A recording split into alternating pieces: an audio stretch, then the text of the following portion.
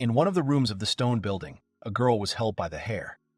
The girl was wearing a skirt, a light blouse with a bow around her neck. The girl's face turned red, and with tears in her eyes, she asked what was the reason for doing this to her. One of the two girls was holding a girl in a blouse by the hair. The other was holding a stick. They laughed and called names to a girl in a blouse with a bow around her neck. Two girls laughed at the third. They said through their laughter that this was the only thing a lady from the Hybel family was capable of. The girl with the bow on her neck was crying and thought that maybe someone would already help her. Another girl with her hair in ponytails came up to them. She was laughing angrily and holding a bucket of water in her hands. A few more girls were standing behind. The girl with the bucket went to the front and stumbled. The girl with the bucket fell to the floor and doused everyone around with water from the bucket.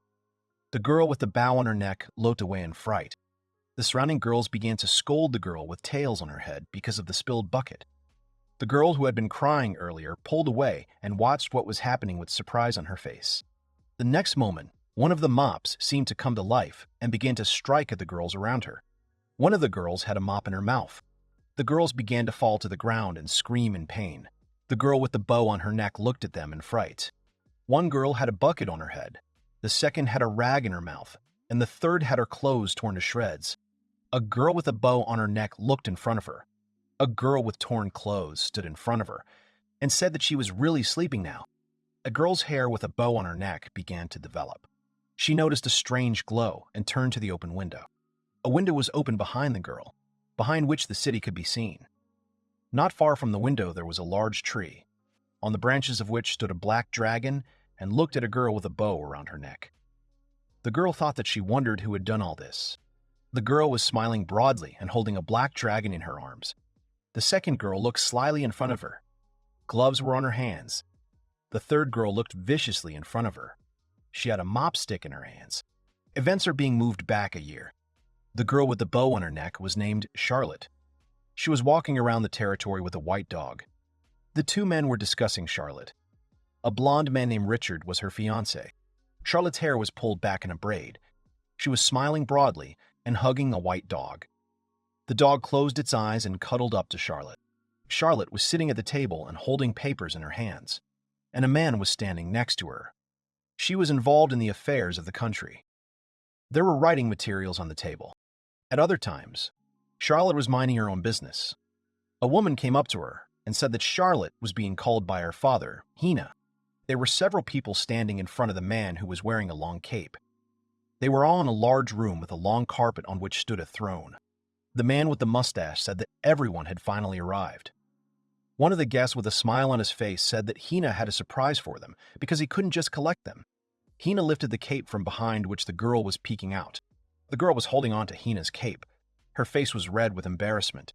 She timidly said that her name was Lily, and she was pleased to meet the people around her. The girl with long and messy hair was standing in place. Her hands were joined. Hina said that he apologizes to others for bringing them all together. But this girl is the daughter of his younger brother. The man with the mustache closed his eyes and began to tell that a thief had broken into the girl's house, and as a result he left her without parents. Charlotte imagined the girl sitting against the wall with her head down. Charlotte thought that Lily had lost her parents at such a young age. She must have been lonely. Charlotte came up to Lily and took her hands. Then she said that she was sure that Lily had been having a hard time all this time. Charlotte approached Lily's face and said that if Lily needed anything, she could contact Charlotte, and from now on, they would live happily together. Lily, with a smile on her face and tears, said that she agreed with Charlotte. All the family members surrounded Lily and began to say that they were very glad that their family had become bigger today, and they should celebrate this event. Lily's hair was very disheveled after meeting Charlotte and the others. Lily's face was greatly distorted. She began to smile broadly and maliciously. The two girls were in a room with high ceilings. Charlotte said it was her room, but now she's also Lily. This room is especially well lit by the sun. Lily looked around enthusiastically. Then she looked at Charlotte, who offered to show her the academy. The girls were walking through the academy grounds. They were dressed in academic uniforms. The other girls who studied at the same academy started discussing Lily's sudden appearance. The whole academy was discussing the beauty of Charlotte and Lily. Lily walked next to Charlotte and smiled broadly. Then they noticed a blonde girl carrying a stack of paper. Charlotte approached the girl with the papers and offered her help. The girl replied that she would not accept Lily's help, as she did not want to cry her hands. Lily said with a smile in her eyes that if a girl needs help, she can always turn to her. Then Lily walked away from the girls. The surrounding girls looked at Lily with surprise on their faces. Charlotte stood behind the girls and listened to their conversation that Lily was not only beautiful, but she also had a good character. Charlotte thought that Lily quickly settled into the academy and became popular. She used to think so. Charlotte was walking through the academy and heard in one of the classrooms a conversation between girls who said that Charlotte's fiancé had decided to marry Lily. The two girls were sitting at the table and continued to discuss all sorts of gossip about Lily and Charlotte. Charlotte was peeking at them through the window in the door. Charlotte imagined her fiancé walking arm in arm with Lily. Charlotte thought that all these conversations could not be true. Charlotte opened the door and announced that she was back. The two girls started whispering behind Charlotte's back. Charlotte noticed the girls whispering behind her back. Charlotte was holding a bag in her hands. She turned to the girls and said that maybe something had happened and the girls would tell her. The girls began to leave Charlotte and spoke viciously and badly about her. Charlotte stared after the girls in surprise. Charlotte started walking down the hallway. She went to one of the doors and heard a noise. Charlotte began to think that why girls were behaving like that to her. Was it really Lily's voice she was hearing now? Charlotte remembered the conversation between the two girls about Lily and her fiancé. Charlotte looked into the room and said that Lily was here. Charlotte looked at the girls who discussed Lily. She was crying. The girls comforted Lily and said that if Charlotte did anything else to her, she should contact them. Charlotte looked at the girls and thought that she was really hurting Lily. Charlotte came into the room and asked if the girls could explain what was going on. Lily began to cry even harder and cling to the girls around her. The girls hugged Lily and glared at Charlotte. Charlotte looked at the girls in surprise. The girls looked at each other and began to take Lily out of the room, while they said that they did not expect such bad things from Charlotte. Charlotte ran after the girls. Charlotte stopped and began to think that she did not understand what the girls were talking about. She would like to hear an explanation from Lily. The girls walked next to Lily. Lily carefully turned around and looked at Charlotte. Lily's face twisted horribly, and she began to laugh viciously. Charlotte looked ahead in surprise and shock. She began to think that it was on this day that her life changed forever. Lily began to make donations and began to communicate more and more with Charlotte's fiancé, while Charlotte had to account for all the consequences. It lasted until one moment. Charlotte turned out to be in one of the rooms of the large academy. The woman who accompanied her said that now it would be Charlotte's room. There was a torn curtain on the windows and cobwebs on the ceiling. Charlotte stared fearfully in front of her. She looked at the attendant and said that this gloomy room would really be hers now. The woman did not answer and slammed the door on the other side, thereby leaving Charlotte alone in a gloomy room. Charlotte stood in the middle of the room, which instantly turned dark. Charlotte opened the door and ran out of the room. She did not understand what could have happened to her room. There was a wreath of flowers hanging on the door of Charlotte's room. Charlotte was all red. She started to open the door with horror, saying in her head that she did not understand what was inside. Charlotte began to look around the whole room. She began to think that where had the portrait of her mother gone? She did not have such a gorgeous bed. And also a chandelier appeared here. Charlotte was standing in front of Lily. Lily asked Charlotte why she was here. Charlotte started screaming that Lily had to explain everything to her. Lily, in turn, began to smile maliciously. The next moment, Lily started screaming loudly. At Lily's sharp cry, Charlotte jumped up in fright. Lily put her hands to her face, and footsteps began to be heard in the hallway. One of Charlotte's brothers comes into the room and asks what happened here. Lily hugged him and said that Charlotte came to her room and started yelling at her. Charlotte's brother started shouting angrily that this was Lily's room now, and Charlotte had to leave immediately. Charlotte started to say in fright that she just wanted to know why her room had changed. The brothers started saying how much more Charlotte had to make Lily suffer. The guys started pointing the finger at Charlotte and saying that they all know how Charlotte bullied Lily. Charlotte jumped back in surprise. Lily was in tears, and she started snuggling up to one of Charlotte's brothers. Charlotte's eyes reflected the disapproving glances of her brothers. One of the brothers raised his hand and said that Charlotte should leave this room immediately. Charlotte covered her face with her hands and started running. Lily stood surrounded by her brothers. She looked at Charlotte and smiled maliciously. Charlotte lay on the bed in her room and thought that when exactly Lily told others about these accusations, could she really have come up with all this herself? Charlotte remembered herself and her father. Then she began to think that even if she tried to justify herself, no one would listen to her. She could only rely on her father. There was a noise at Charlotte's door, and she sat up on her bed. A woman came into the room with a tray with food on it. Charlotte looked at the tray in surprise and asked why it was there. The dark-haired girl began to smile maliciously and replied that now Charlotte would only eat in her room. Charlotte's eyes were filled with horror. The girl who was holding the tray pushed it into Charlotte's stomach. Charlotte did not expect such an act from the girl and pulled back. All the food that was on the tray fell on the floor in front of Charlotte and completely stained her high-heeled shoes.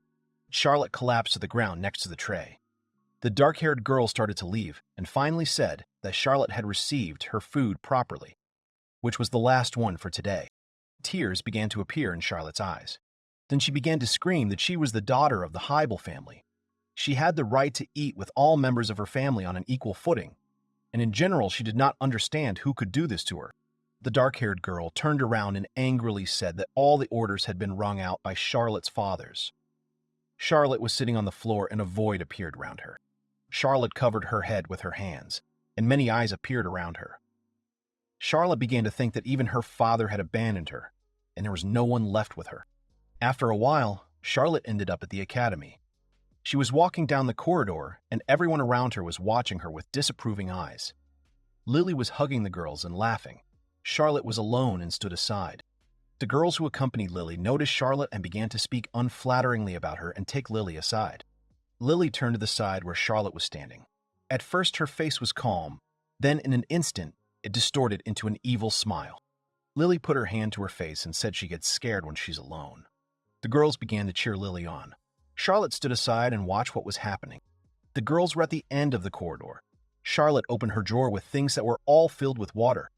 They had deteriorated. Charlotte stood and looked at her locker. The girls started telling her that unless Charlotte's locker smells like a garbage chute, it's really disgusting. Charlotte took the bag and pulled all the things from the locker into this bag. Charlotte was holding a bag on the ground near the place where the garbage is thrown out.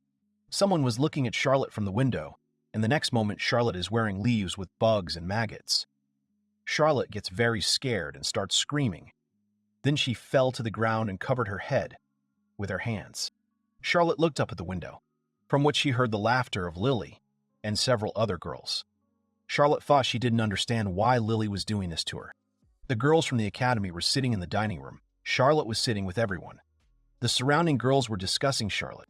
Charlotte's father was in the dining room, and he was also accompanied by a woman who was dressed all in black. Lily noticed Charlotte's father and responded to him. Lily ran up to Charlotte's father and started hugging him. They started talking about Charlotte's father's visit to the academy. The father of nations was praising Lily, and his gaze shifted to the side. Charlotte's father noticed her. She was sitting at the table. Charlotte was covered in dirt and with a tired expression on her face. Charlotte looked up and looked at her father. Charlotte's father was lying in a rage. He rushed to the side where his daughter was sitting. Charlotte noticed that her father was heading towards her and pulled away. Charlotte's father came up to her and pushed her. Then he angrily said that how could a man like Charlotte look at him like that? Charlotte fell to the floor. Her face was red from the blow.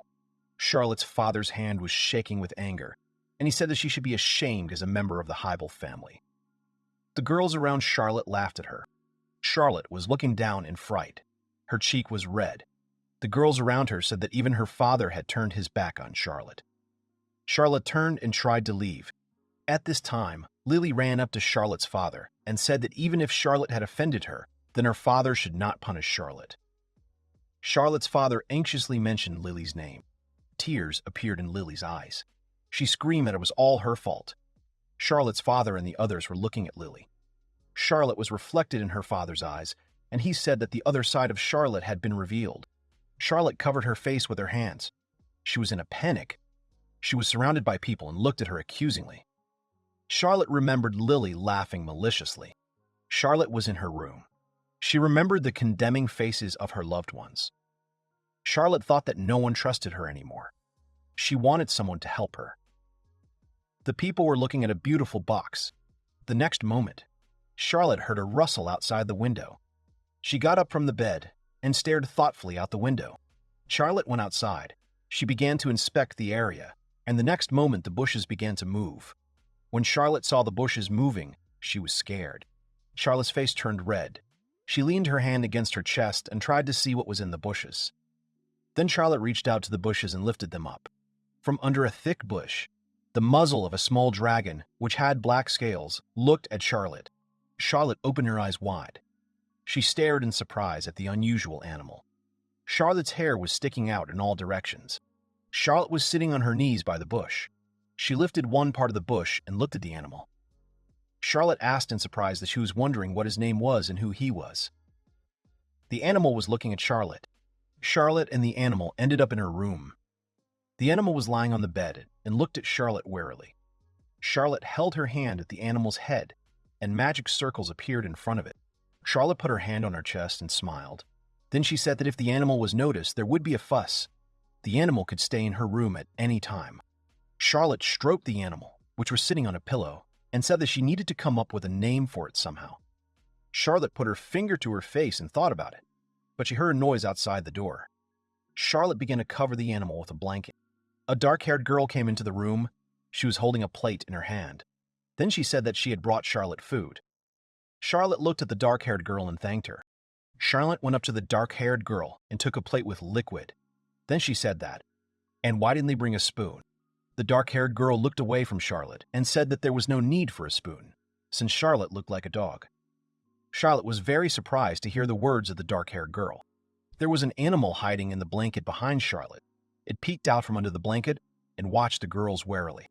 The dark-haired girl turned to the door and said that did Charlotte really want to be treated like a noble? Did she really think that her crimes would go unpunished? The dark-haired girl shouted that she did not even want to enter this terrible room. The girl finished speaking and slammed the door with all her might. Charlotte held the plate in her hands and jerked at the noise of the door. After hearing everything from the dark-haired girl, Charlotte began to shake and tried her best to hold back the tears rolling in her eyes. Charlotte turned around and noticed a small animal peeking out from behind the blanket. Charlotte sat down on the bed next to the animal and said that he had to watch a pathetic sight. But that's okay. She was already used to such treatment.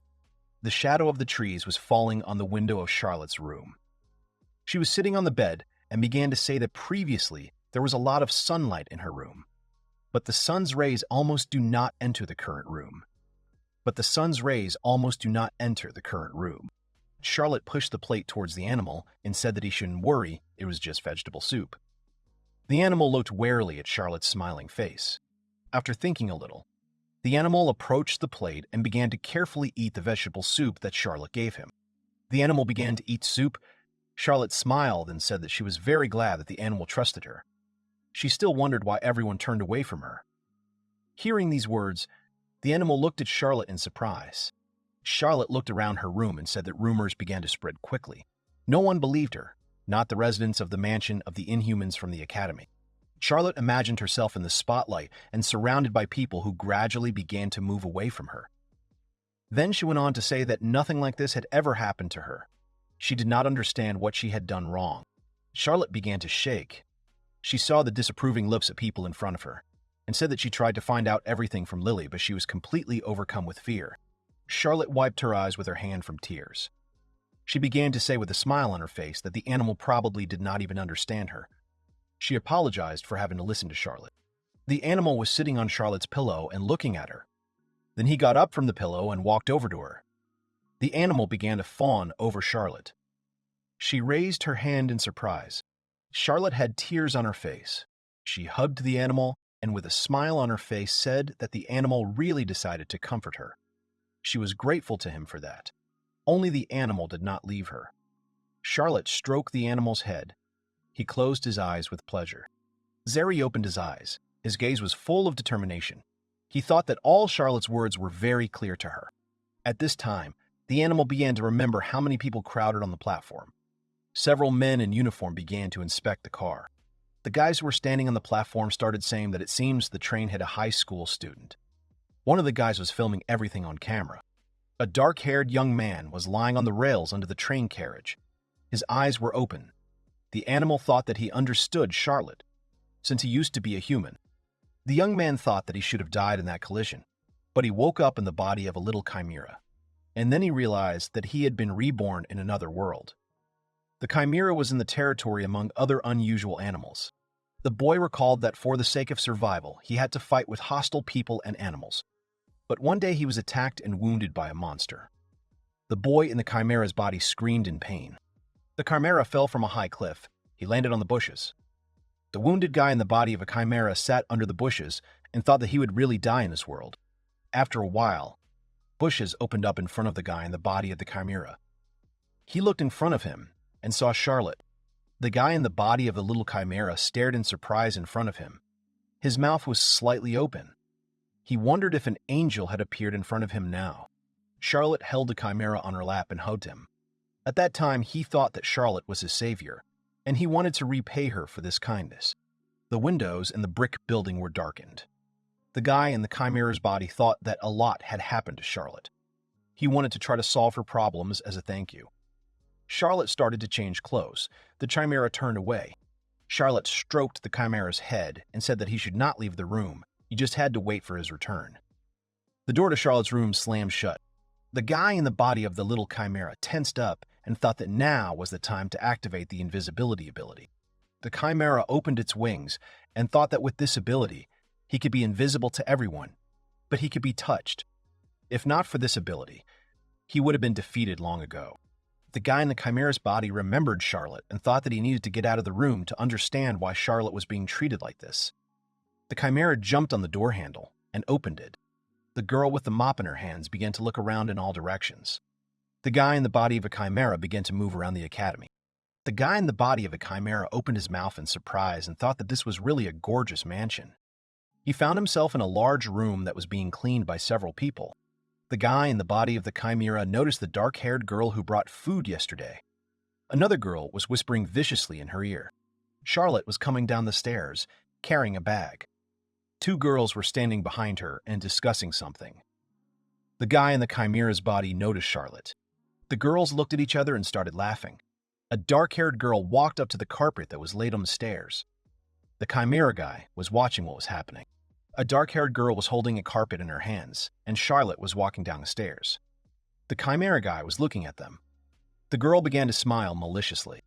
The guy in the body of a chimera thought that the girl really wants to dare the carpet, and at the same moment, he pulls the carpet towards himself. Charlotte's leg is giving way. Charlotte fell onto the stairs and began to roll down them, screaming. The chimera guy was looking at what was happening in fright. Charlotte manages to grab the railing of the stairs at the last moment. She was holding on to the railing and looking down at the stairs, shaking all over with fear. The chimera guy rushed towards Charlotte out of fright. Charlotte held on to the railing with her hand, and she put her other hand on the steps. She was scared. The chimera guy stopped near Charlotte and thought that everything ended well and Charlotte was not injured. The chimera guy looked at the girls. They laughed and said that they were sorry because they wanted to clean the carpet and did not notice Charlotte passing by. Charlotte looked at the girls who were standing at the top of the stairs and discussing her. The chimera guy looked at the girls and thought that unless they would sincerely apologize with such a smile on their face, they deliberately did this to Charlotte. The girls looked around and said they were done with mopping the floors. Now they have to do the laundry. The chimera guy was watching them from the side. A lot of girls in maid costumes were running around the room. They were discussing that Lily would be back soon and everything should be cleaned up by her arrival. The dark-haired girl's name was Kelly, and all the girls began not to praise her for the case of the carpet and Charlotte. Kelly began to change and discuss Charlotte in a bad context. The chimera guy decided to find out why Kelly treats Charlotte so badly. The chimera guy looked at Kelly. Then he activated his status assessment ability. The chimera guy thought that, thanks to this skill, he managed to live in a forest for so long. The chimera guy looked at Kelly. Her characteristics appeared. She had the 5th level, was the Duke's maid. She was ungrateful and also a traitor. The chimera guy looked at the laughing girls. The chimera guy looked at the girls. Tables with their characteristics appeared above their heads. He thought that all the girls were ungrateful. It turns out that all the girls were villains, not Charlotte. The chimera guy looked away. One of the girls took out Charlotte's underwear and started mocking him. The girls started throwing Charlotte's underwear all over the room. The chimera guy looked at the girls and didn't understand why the girls were acting like children. Kelly picked up Charlotte's underwear and put it over a bucket of dirty water. There was a dirty mop in the bucket. Kelly held the laundry over the bucket and said that Charlotte could walk around in dirty laundry. The Chimera guy watched in horror. The Chimera guy was looking at Kelly. He rushed towards her. Kelly almost dropped Charlotte's laundry into a bucket of dirty water. The Chimera guy crashed into Kelly's back at all speeds. Kelly started screaming from fright. She fell on another girl, and a bucket of dirty water tipped over. A bucket of dirty water overturned. The girls were holding boxes of dishes in their hands. They started screaming from fright. Kelly started screaming that she needed to get rid of the spider that appeared. She was standing over a wooden shelf with a vase on it, and the vase started to wobble. The vase fell off the shelf. It fell flat on Kelly. Kelly fell with the vase shard. The surrounding girls screamed in fear and surprise. The Chimera guy was watching the girls. They were all lying on the floor. They were all full of dirt and dust. Garbage and broken dishes were scattered everywhere. The girls were covered in mud, coughing and complaining of pain. One of the girls was upside down and her head was in a bucket. The girl who had her head in the bucket, it was Kelly. She was covered in mud. The girl next to her said that Kelly stinks. The Chimera guy left the room, and the girls who were there were crying. The Chimera guy looked at the girls and laughed. He thought that at least this way they might understand what Charlotte was like. After that, he feels the best of all. The Chimera guy opened his wings. He closed his eyes and thought a little. After a while, he opened his eyes, as an idea dawned on him. The Chimera guy looked at the girls and thought that it was all karma. He intends to punish everyone who offended Charlotte. Several girls were lying on the floor in different positions and moaning in pain. He thought about it and imagined Charlotte's crying face. The Chimera guy was flying around the room. Then he heard a voice that he had raised his level. This surprised him very much. A table with characteristics appeared in front of him. His name was CEO. He possessed the 13th level. He really raised his level. The CEO thought that karma was raising his level. But what kind of voice he heard? He would deal with it later. The CEO looked at the girls and thought that if he punished the people who offended Charlotte, then would he really raise his level? An older woman came into the room and started yelling at the girls. An older woman began giving orders to the girls to clean up everything before Lily arrived. The CEO thought he needed to find out who Lily was. The girls rushed out into the street. The CEO followed them. CEO found himself in the courtyard. There were several columns of girls. There were servants and girls who got engaged at the academy. The girls began to discuss Lily, who appeared on the horizon. Lily walked forward, and the other girls began to bow to her. The CEO watched suspiciously. All the girls looked at Lily and admired her. The CEO stood behind and began to make his way through the crowd to see what Lily looked like. CEO saw Lily, his mouth hanging open in surprise. Lily was standing there smiling, and there was a faint shimmer coming from her. Lily walked next to the girls. They looked at each other and laughed. The CEO thought that Lily looks normal, and why is she being praised so much? They say that Charlotte offends Lily, but Lily looks very confident. The CEO began to look at Lily carefully. He decided to activate his ability and check her characteristics and status. An unusual flicker formed over Lily. When the CEO noticed this, he opened his mouth in very strong surprise. He did not understand what it could mean. The CEO looked at Lily, and a large chart with characteristics appeared above her. The CEO thought that Lily had too many evil titles. I sat down and read the characteristics and thought that Lily was worse than all the girls around her put together. She was ready to go to great lengths for the sake of power. For this, she dealt with her parents. Lily walked and smiled at the girls. CEO looked at the inscriptions and thought that Lily was behaving so simply, but she was such a villain. He did not understand what the essence of the skill meant. Bound power. Lily also had the skill of commanding feelings. It allowed her to control likes and dislikes. With the help of this skill, she attracts people to herself. But this is not a charm, since for others it is not displayed in the characteristics. The surrounding girls looked at Lily with admiration. The CEO thought he needed to upgrade his skills. The CEO glared at the admiring girls. Without thinking twice, the CEO spreads his wings and flies up while he touched several girls and fell to the floor. He was flying up and thought that he would act according to the classics, namely, to beat monsters. There were mountains and forests around Seo. Seo flew through the sky and looked around. He noticed several white animals on the ground. He looked at the animals and said that their levels were lower than his, so he should easily defeat them. Seo rushed down to the pack of animals. He began to attack them with fire, which he released through his mouth. The animals did not expect this. They came under fire and started screaming in fright. Seo found himself on the ground. There was one beast with two tails in front of him. He thought that his attack had not worked on this beast. Was he really the leaders of the pack? Seo activated his ability and saw the characteristics of the animal that stood in front of him. This beast had a 9th level. Seo thought that the beast was really strong. The next moment, the Seo decides to activate the freeze. The beast began to gradually become covered with ice. But after a while, it freed itself. Ice fragments remained on its fur, and it rushed at Seo. Seo decides to activate another ability. A round blob of energy appeared at his mouth. The CEO directs a current discharge into the beast with the words that he is about to receive. The beast falls to the ground. Seo flew in the sky, and then ended up in the bushes. Seo found himself in the bushes, hanging on the vines and looking at the beast. The beast was lying on the ground. It was all black from Seo's attack. The CEO began to cheerfully shout that he was glad that everything worked out. He even managed to calculate the force of the blow. The CEO was hanging on the vines. Someone's voice said that his level had increased. The CEO was happy. He looked at his stats and said that he was given more experience, since he was able to defeat the whole pack at once. The CEO was in the vines. He fidgeted in them and said that everything was fine. He needed to keep pumping his skills at the same pace. After a while, the CEO began to grumble in his stomach. The sky began to darken above the tall towers. Flocks of birds were flying nearby. The CEO thought that he hadn't really eaten anything today. There was a cook and a maid in the large kitchen. The cook was preparing the food. Then he turned to the employee and said that he would be out for a while, and Kelly should put the portions on plates. Kelly agreed. Seo was hiding outside the kitchen window. As soon as the cook left the kitchen, Seo was inside it. He fell to the ground and was glad that he had succeeded. The CEO's mouth was drooling. He noticed Kelly, who was putting food on plates. He thought that where this maid was looking, she was the one who liked to offend Charlotte. Seo looked in the direction Kelly was looking, and she fixed her gaze directly on the cockroach trap. Without thinking twice, she went to the trap and picked it up. Then Kelly went to one of the plates and began shaking the trap over it. Kelly began to pull a large black cockroach out of the trap with a fork.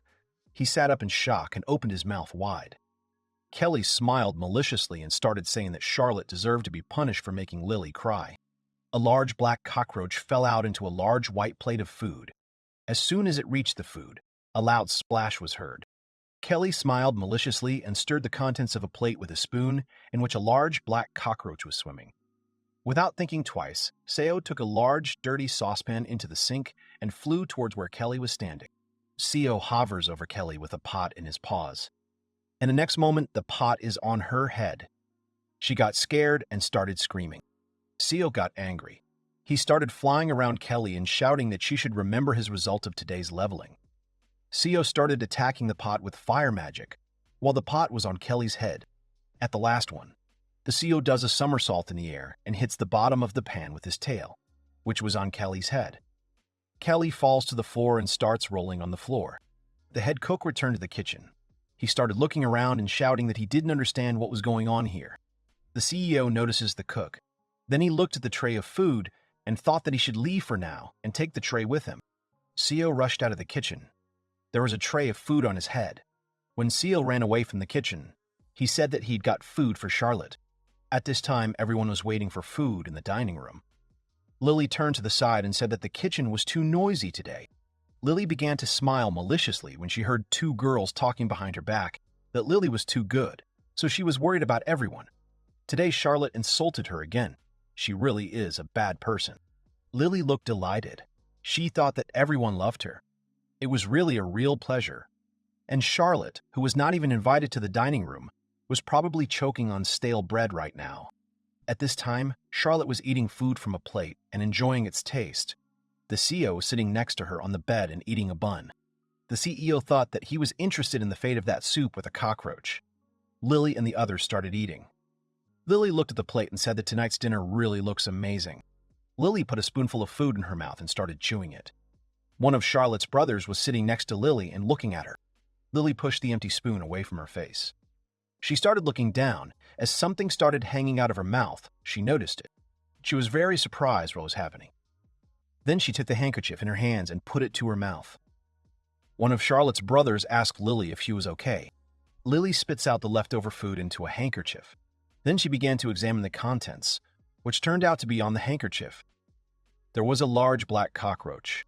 Upon seeing this, Lily's face was greatly distorted in horror.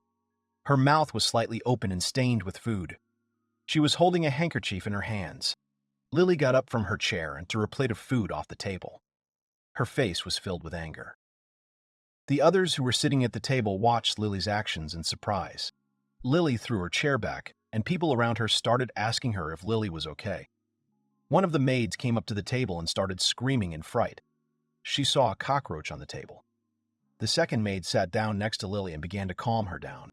Lily covered her mouth with her hand, but after a while she began to feel sick. Everyone around her looked at her in horror. The maids began to run up to Lily and calm her down. The CEO was lying in bed. He had eaten too much. The next moment, he heard that his level had risen again. He was very surprised by this. Charlotte was sitting at the table reading a book.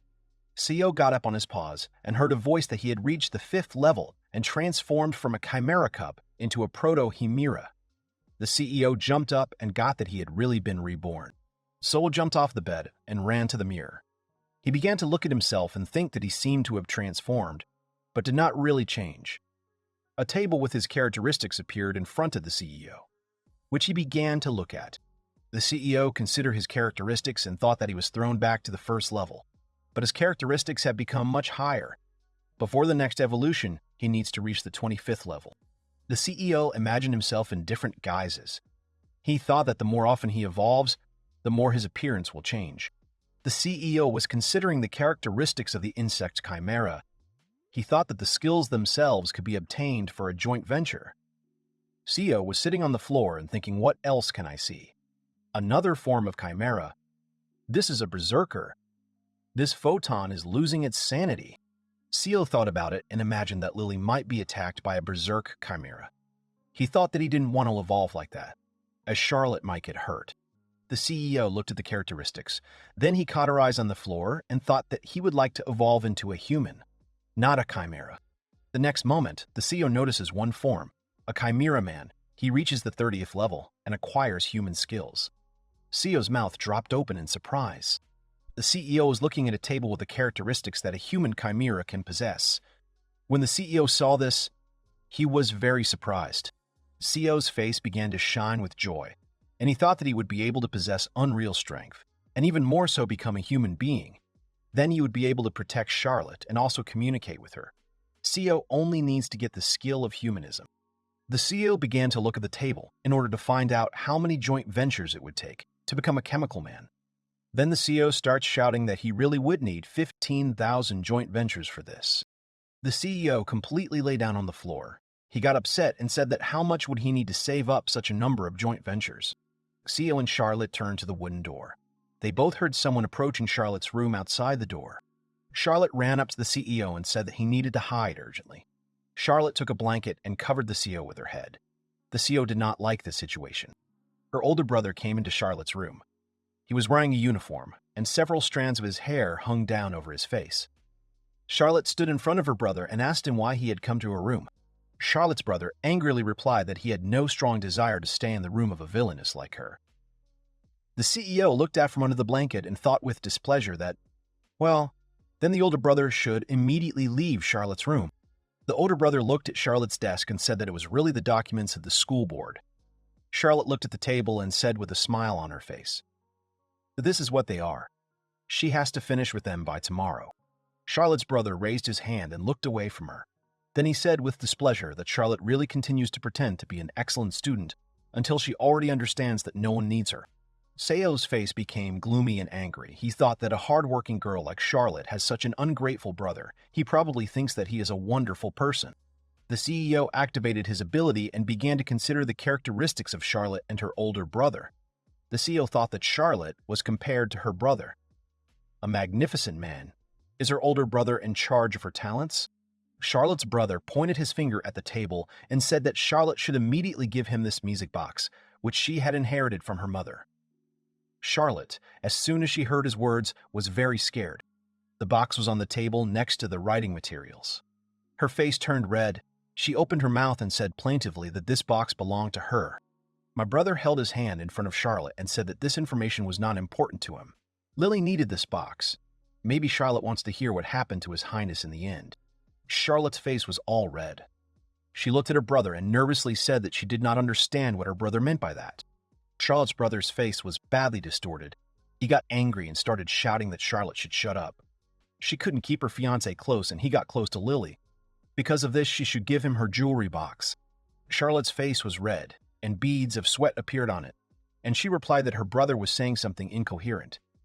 The CEO peeked out from under the blanket and looked at the guys with displeasure. Sio's face contorted, and he imagined Charlotte's older brother handing Lily her jewelry box, which she had inherited from her mother. The CEO thought that why such a bad person like Lily even exists. Charlotte's brother went to the table to pick up her jewelry box. Charlotte took his hand and tried to stop him. She said he could take anything, but not the jewelry box. Her brother held out his hand in front of Charlotte and viciously said that she should not touch him. Charlotte pulled back. Her brother was pointing his hand at her, in which magical energy began to accumulate. The Keel rushed forward. He opened his mouth and shouted that Charlotte should be careful. Charlotte's brother released a burst of energy into her. Charlotte covered herself with her hands and squeezed her eyes shut. The CEO crashed into the wall behind Charlotte. Charlotte held her hands in front of her face. She opened her eyes a little and thought that maybe nothing had hit her. Then she thought, startled, that she had heard the sound of a fall behind her. Charlotte turned around abruptly. She started shouting that it was really the CEO who had fallen. Charlotte's brother watched her actions in surprise. CEO used the invisibility skill. He kept holding onto the wall he crashed into. Charlotte sat down and started calling for the CEO. She couldn't find him. Charlotte's brother stood aside and did not understand what Charlotte was doing now. Seal began to gradually slide down, his blood staining the wall. Seal wondered if Charlotte's brother really wanted to cast such a powerful spell on his sister. Seo's eyes filled with anger. He opened his toothy mouth with the words that Charlotte's brother is a rare bad person. The next moment, Seo bites Charlotte's brother in the groin area, causing the brother to start screaming. Charlotte stared at her brother, writhing in pain. He jumped on the spot. The CEO began to close his jaw more and more. He thought that he was ready to eat Charlotte's brother. The CEO did not let go of Charlotte's brother. In addition to everything, he activated the Infinite Thunder ability, thereby releasing a current discharge into Charlotte's brother. Charlotte started screaming in fear as she watched what was happening. Liquids were leaking out of Charlotte's brother's nose and eyes, and he himself was all black from the discharge of the current, as well as smoke was coming from his mouth and bald head. The CEO spread his wings and flew off to the side where Charlotte was standing. She pulled back in fright when she saw her older brother's condition. Charlotte hovered over her brother and asked how he was feeling. He should stay put, as she intended to bring people here. Black smoke was coming out of Charlotte's brother's mouth. He did not answer her. Charlotte ran out of the room and started calling for help. The CEO puffed out his cheeks and thought that Charlotte shouldn't do this. After a while, several maids came to Charlotte's room to look at her brother's condition. The girls hovered over Charlotte's brother, who was all charred and lay motionless. The girls decided to move Charlotte's Borat to the infirmary. Charlotte nervously said that she would go with them and try to heal him with her magic. One of the girls pushed Charlotte and said that she should step aside and not interfere with them. Charlotte opened her mouth slightly from the blow and stepped aside. Charlotte stared at the wooden door closing in front of her. She folded her arms and said she was worried about her brother. The CEO looked at her and tearfully thought that Charlotte, after all that had happened, had enough sympathy. CEO looked nervously in front of him and thought that he needed to accumulate SP as soon as possible and become strong in order to continue to protect Charlotte. The toothy white beast was attacked by Seo. Seo struck at it, and the skin of the animal began to burn. It fell to the ground. The CEO opened his wings and soared in the air. Smoke came out of his mouth, and he said that everything was going as planned. Today he needed to earn as many points as possible. Seo looked at the defeated beasts that had 2 tails each. Seo hummed a tune and decided to go further into the thicket of the forest. So approached the rock in which the cave was located. He said that most likely there must be something interesting in the cave. So opened his wings and cautiously flew into the cave. In the mouth of the cave, Seo saw a chest. He was very surprised and gradually began to approach it. The chest was made of wood and metal, and a keyhole was built into it.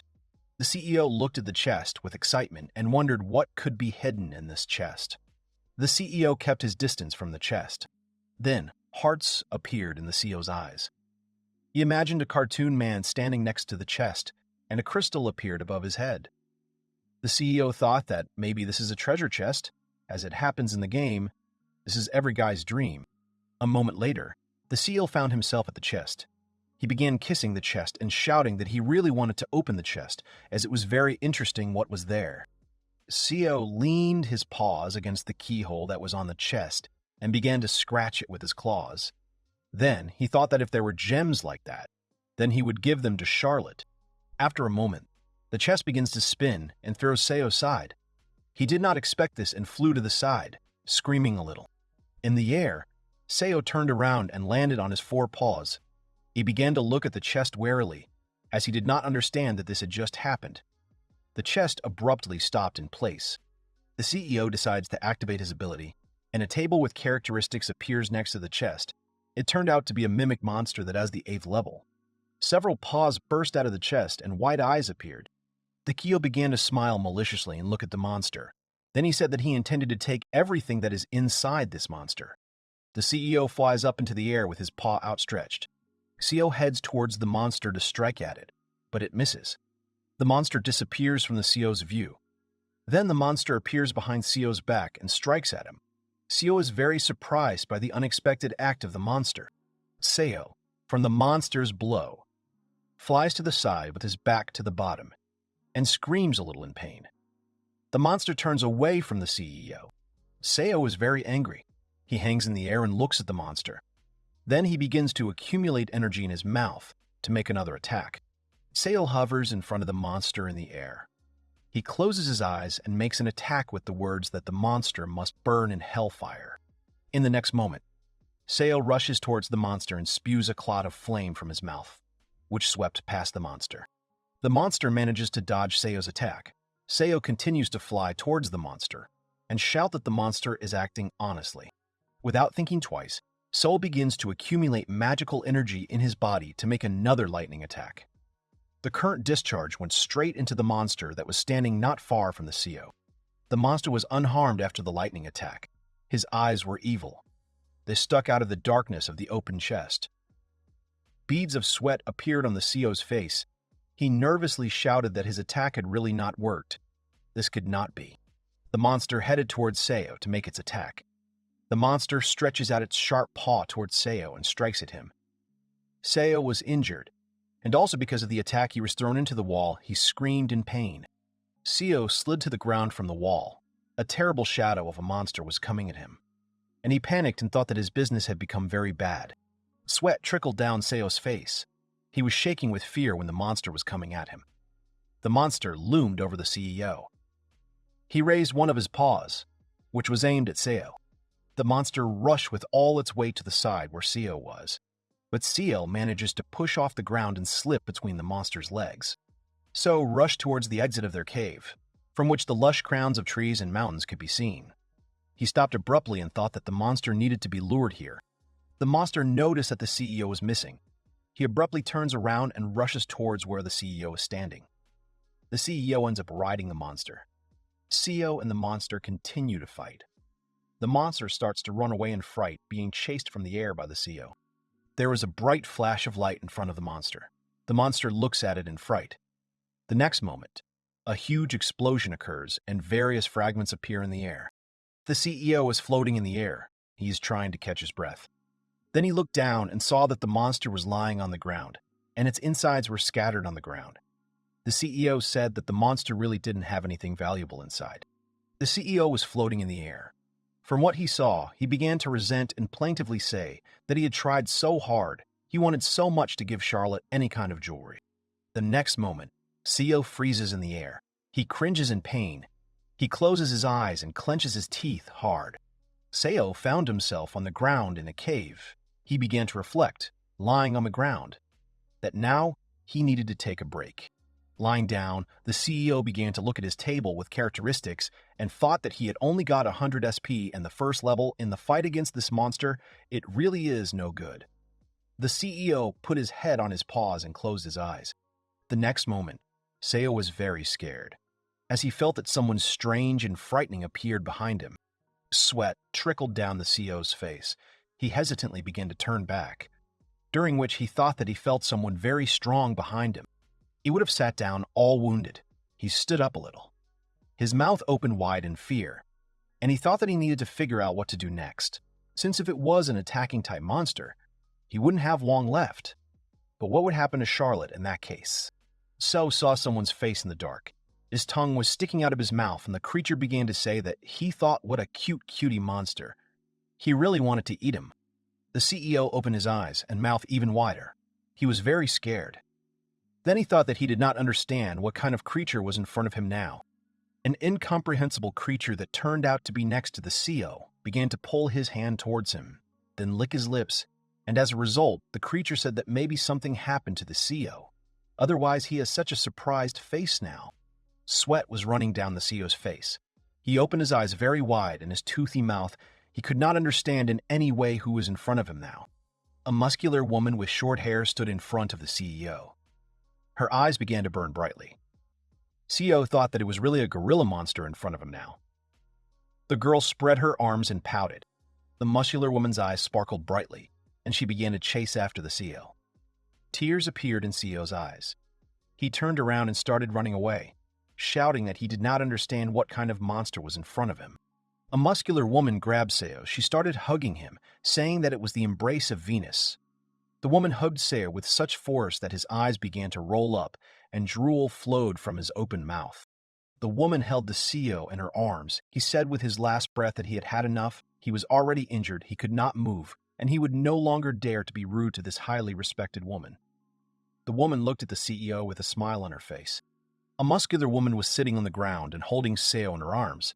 She was looking at him with a smile on her face. Seo looked at the woman and thought that she hadn't done anything wrong to him. She definitely wouldn't deal with him. The CEO activated his ability, and the characteristics of this woman appeared in front of him. Her name was Love. She was a 64th level person. Love had the ability to read minds. The girl pointed her hands in the direction where Seo was standing. Then she said that Seo should not move, since he was seriously injured. The wound on Seo's body began to heal with the help of Love's magic. Love continued to sit on her lap. She held the CEO in her hands. Seo looked at her in surprise and thought that he was very lucky. She only looks fierce. Then Love started hugging Seo tightly. The CEO tensed up and said that he was sorry for offending the girl. Love abruptly asked if the CEO was a friend of Lady Charlotte. The CEO was very surprised and wondered how Love could have found out. Love remembered Seo's scared face and said that in the cave he was thinking about Charlotte. She read his thoughts with the help of her skills. Love's face turned red. She closed her eyes and pouted her lips. Then she said her name was Love, and she was a cardinal of the church. The CEO was very surprised by the words about the cardinal. Love introduced several praying people and said that the cardinal is the highest clergyman in their parish. Their religion is based on faith in God, and she is quite a great person in the church hierarchy. Love held the CEO in her arms, and with a smile on her face, said that if the CEO could tell how Charlotte was doing, Love was wondering how she was feeling. CEO looked thoughtfully at Love's smiling face and thought that he needed to tell the truth, since Love did not look like a villain at all, only she was a little strange. The CEO opened his toothy mouth and started telling Love everything. The CEO stood on the ground and told Love everything. She sat on the ground in front of the CEO. The guys looked at the sky. Through the crowns of fluffy trees, clouds were floating across the sky. Then Love said that something like this had really happened, which was told by the CEO. Love closed her eyes and said that she would like to protect Charlotte, but it was problematic for her. The CEO was surprised by Love's words. Love began to tell that an agreement had been made between the church and the royal court not to interfere in each other's affairs. Her selfish actions could disrupt the order in the country. The CEO sat next to him and agreed with Love's words. Love put her hand to her face and looked at CEO thoughtfully. The CEO was sitting in front of her with his head down. Love closed her eyes and sighed heavily. Then she said that Lady Charlotte is one of the devoted followers of the goddess religion. Love can't just leave Charlotte. Love started stroking Seo's head and said with a smile on her face that she would at least try to help Seo and Charlotte. A blush appeared on the CEO's face. He looked at Love enthusiastically and thought that she was really telling the truth. Seo walked up to Love and started hugging her, his tail. From joy, I was running in different directions. Love said with a smile on her face that this was really how the Seo thanked her. The guys were in the middle of the forest. The guys were among the thick trunks of trees. Love said that maybe the CEO wanted to accompany her to the city since she was walking through the woods and got lost. The CEO thought that of course he would accompany this lovely madam to the city. The next moment, Seo was in Love's arms. She put his muzzle to her lips and said that she was grateful for his help. The CEO was very surprised by Love's action. A lot of people were walking along one of the wide streets of the city, and this building was surrounded by tall stone buildings. Love said they had arrived at the scene. Love was standing on the stone floor. She raised her arms and the CEO was sitting on Love's shoulder. Love smiled and said that the CEO really saved her. The CEO became invisible and appeared in the air. His muzzle looked displeased. Love taught me how to blow kisses to the CEO and say that she sends the CEO a goodbye kiss. Sat hovering in the air, he looked thoughtfully to the side. At this time, Love said that why did the CEO start to shy away from her kisses?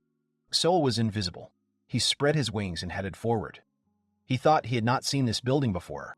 The CEO was floating in the air and watching the girls who were wearing the academy uniform. The CEO thought that the girls were wearing the same uniform that Charlotte was wearing. So this building is the academy where Charlotte was wearing. So this building is the academy where Charlotte studies. Seo flew next to the windows of the academy where girls walked and laughed. Seo wondered if he would find Charlotte here. If she was being bullied, then he would definitely step in and protect her. A strange picture was reflected in the CEO's eyes. A man loomed over a girl who was lying on the tiled floor in the hallway of the academy. The CEO stopped abruptly and began to peer out the window. The CEO was wondering what was going on down there. The girl was lying on the floor without moving. The girl who was lying on the floor was Charlotte. She was lying with her eyes closed. A man loomed over her with an evil smile on his face. Just as a man was tying a rope around Charlotte's neck, Seo opened his mouth wide in fright and headed for the window. He wondered if it was really Charlotte, what this guy was planning to do. Events are being moved back 30 minutes. Charlotte was sitting in one of the rooms of the academy building. A dark-haired guy was standing next to her. Charlotte asked him that he was really an Astor. He agreed to Charlotte's question. Charlotte looked at Astaire in surprise, who poured tea into mugs and began to say that young Lady Lily and Prince Richard wanted to try on Charlotte. It seems that Charlotte's wish is gradually beginning to come true. Astaire handed a saucer with a cup of tea to Charlotte. She said that when Astaire became Lily's personal butler, he did not forget about her. She was really grateful to him. Charlotte brought the cup to her mouth and sniffed it. Astaire was glaring at her. Astaire began to remember how Charlotte used to praise him when she drank his tea. He stood next to her and began to think enthusiastically that the young lady had drunk his tea today. Astaire recalled that, although he was an orphan, Charlotte communicated with him on equal terms. He was ready to do anything for her. Then Charlotte turned away from Astaire and ran to Richard, who called her. This moment really offended Astaire. Astaire clenched his hand into a fist as he looked at Charlotte, having fun, surrounded by Richard and other people.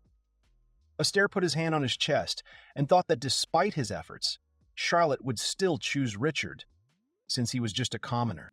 Lily watched Astaire's sad expression. She peeked around the corner of the building and then her face distorted. She began to grin angrily. After a while, Lily met Astaire. Then she began to tell him with a smile on her face that he had beautiful black hair. Astaire was holding a tray with cups and a teapot on it. He looked at Lily and thought that she seemed to have recently been adopted. Lily looked at Astaire in surprise and said that maybe something had happened to him. Astaire replied to her that he was a little surprised, since it was the first time someone had praised his hair. Lily leaned her arms against her chest, and with a smile on her face said that this could not be true. His hair was really very beautiful. It looked like silk. After Lily's words, Astaire's face turned red. He was surprised by Lily's words. He thought that Lady Lily was the first to compliment his unsightly black hair. Astaire started talking to Lily. He thought that Charlotte had never complimented his hair, and Mrs. Lily, every time she sees him, begins to praise and communicate with him on equal terms. Her look is not like Charlotte's. After a while, Astaire was walking down the street and saw Lily sitting on a bench and crying. Astaire approached Lily and said that he was interested in the reason for her tears. Astaire froze in shock when he heard the words of Lily. who was streaming tears with her hands. The Charlotte had told her that a former commoner like Lily should not wander around the mansion so carelessly. Aster's eyes were full of horror. He reached out to the crying Lily and thought that why Charlotte did not respond to her feelings. Was it really normal? Aster tried to calm the crying Lily. Aster's face was full of horror. He remembered Charlotte smiling, and behind her an evil, laughing shadow.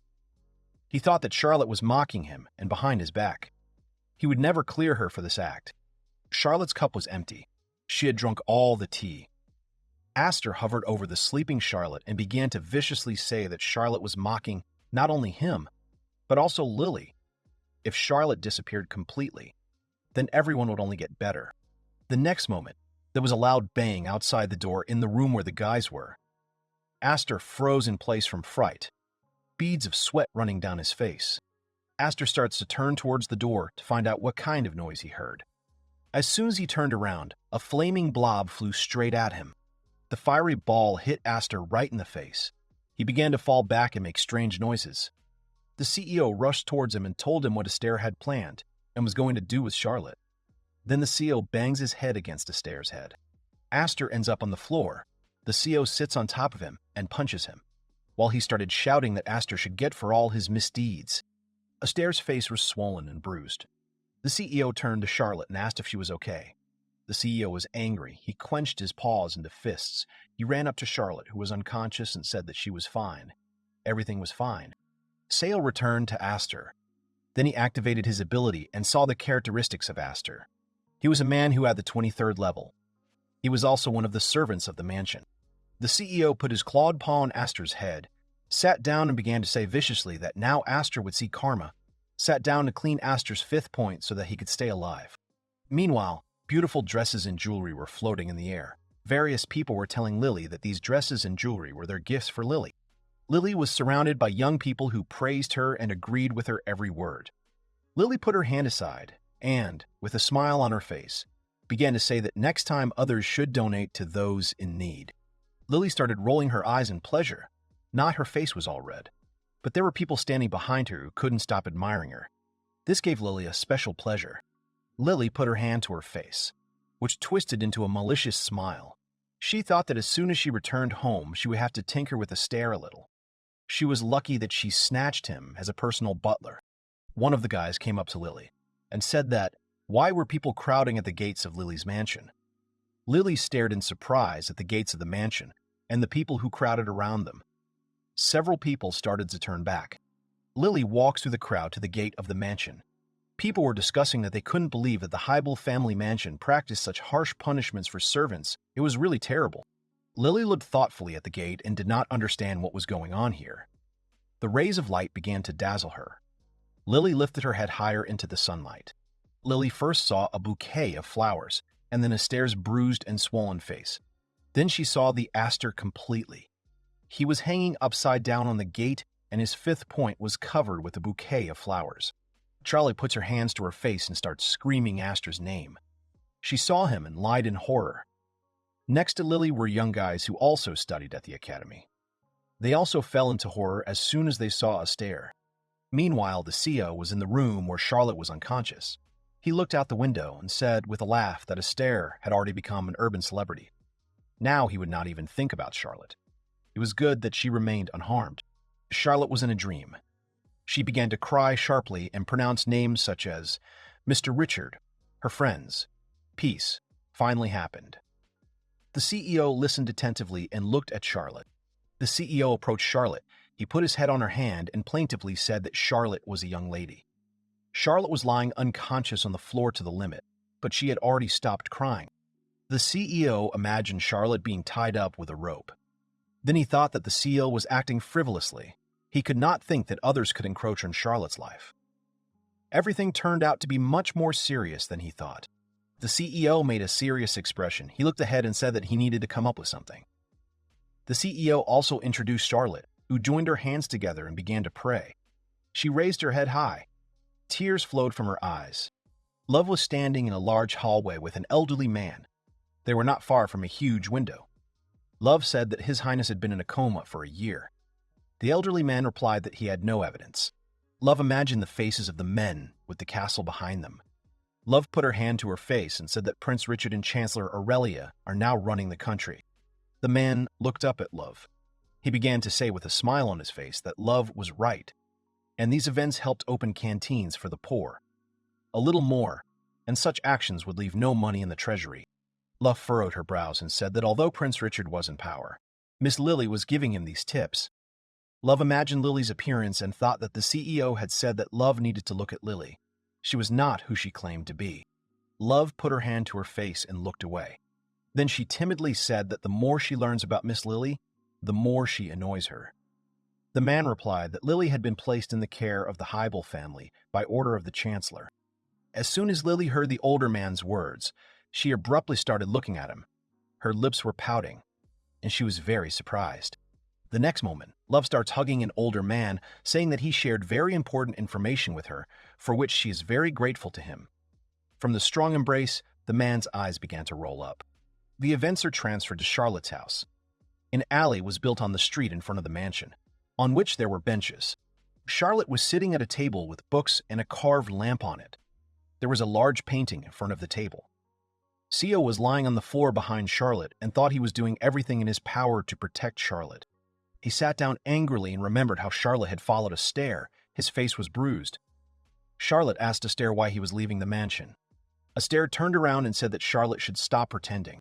The CEO turned away from Charlotte and began to think that Astaire took out his anger on her and left, clearly decided to follow Charlotte so that no one would offend anymore. Because of this, he could not leave to raise the level of the joint venture. Charlotte stared straight ahead, her gaze blank. The CEO turned to Charlotte and thought that if he could talk, he would explain to Charlotte who Lily really was. Seo was surprised when he heard the sound of footsteps outside the door. Charlotte jerked violently at the harsh noise. A young guy in a suit entered the room. He immediately started shouting that Charlotte had really gone back to her old ways. Seo looked at the guy in surprise. He had not seen him before. Charlotte got tired of the table and asked what they wanted from her. Someone else came into the room with the young man.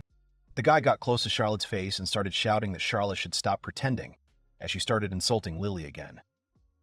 Charlotte replied that it was a lie, as she hadn't even seen Lily today.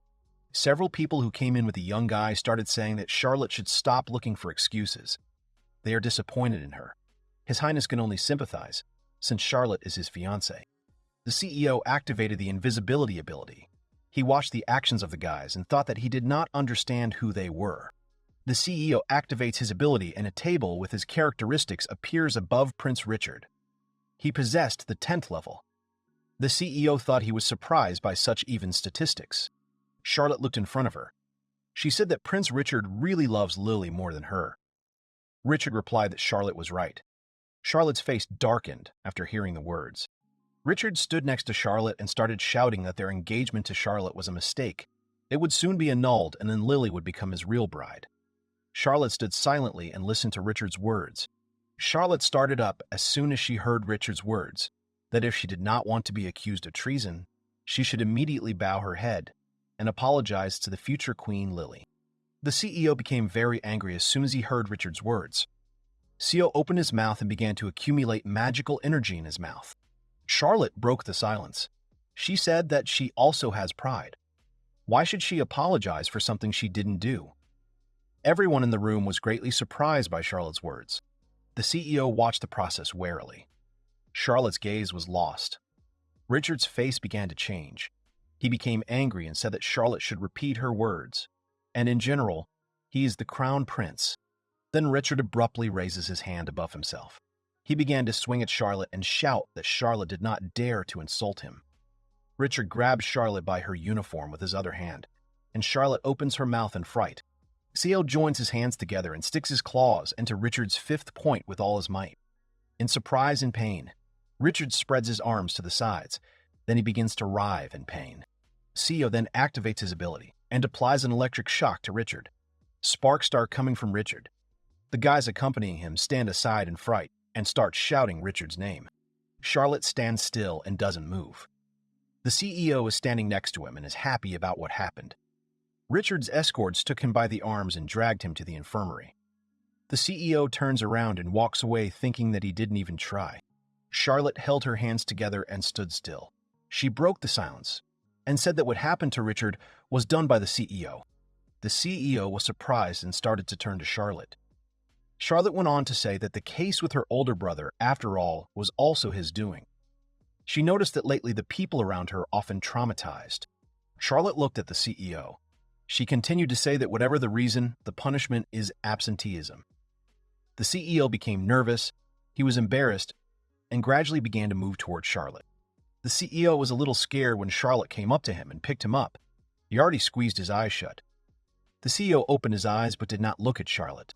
Charlotte held the CEO in front of her and said that maybe what she was about to say might sound selfish on her part. The CEO looked timidly at Charlotte and waited for her to say next. Charlotte's face broke into a smile. She began to say that the happiness of the fact that the CEO protected her turns pain from suffering people. Tears began to appear on the CEO's face. The CEO started calling Charlotte. Charlotte put the CEO down on the floor and said that she would never meet a goddess like her. The CEO sat on the floor in surprise and looked at Charlotte. Charlotte ended up on the floor. She was not lying in duffel bags. The CEO was sitting next to her and began to call Charlotte's name restlessly. The action takes place in the main character's room. The chimera cub is swarming on his mistress's blanket. He carefully calls the young lady, but she does not answer him, so the kid decides that the sick girl is very ill. The animal uses its scanning ability. He analyzes the condition of the main character and realizes that Charlotte is infected with a serious illness. This disease is called descol. It is a rare and slowly progressive disease similar to the flu. It is transmitted by airborne droplets or through saliva. The little chimera is surprised and exclaims in horror that the girl may die from the disease without waking up. The little hero thinks about it and remembers that the only currently known cure for this unpleasant infection is a very rare plant called mandrake root. He alone can alleviate the serious condition of the patient. The chimera cub busily walks along the bookshelf and comes up with something. With his small clawed paws, he takes out one of the thick books and says that it should contain the information that he needs so much.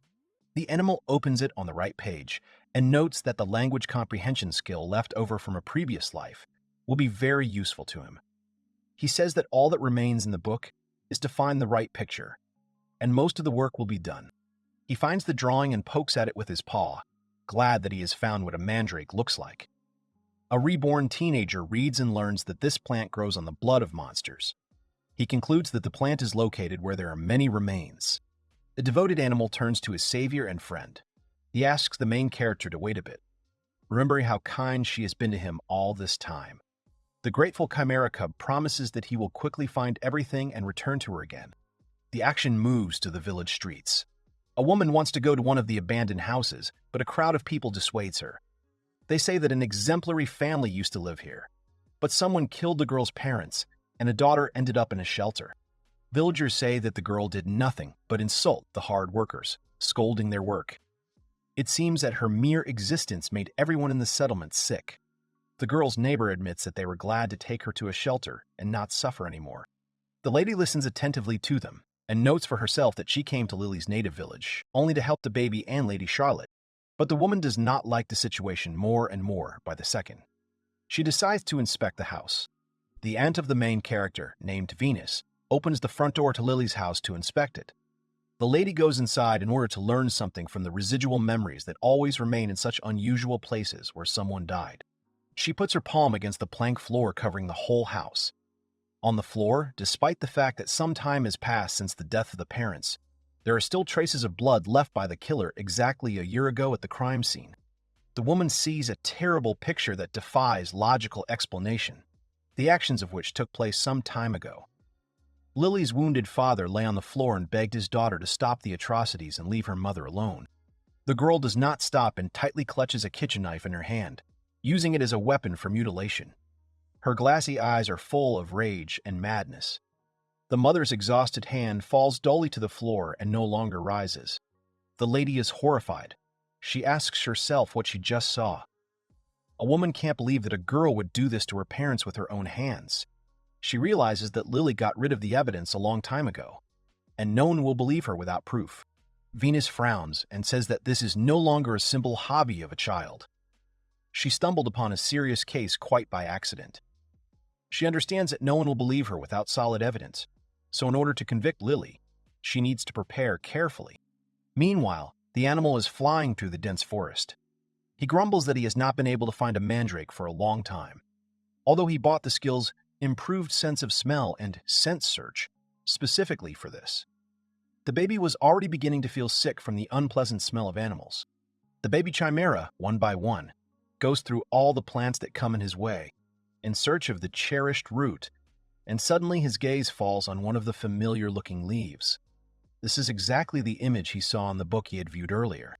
He looks closely at the plant and makes sure that it is exactly the plant that he is looking for so hard.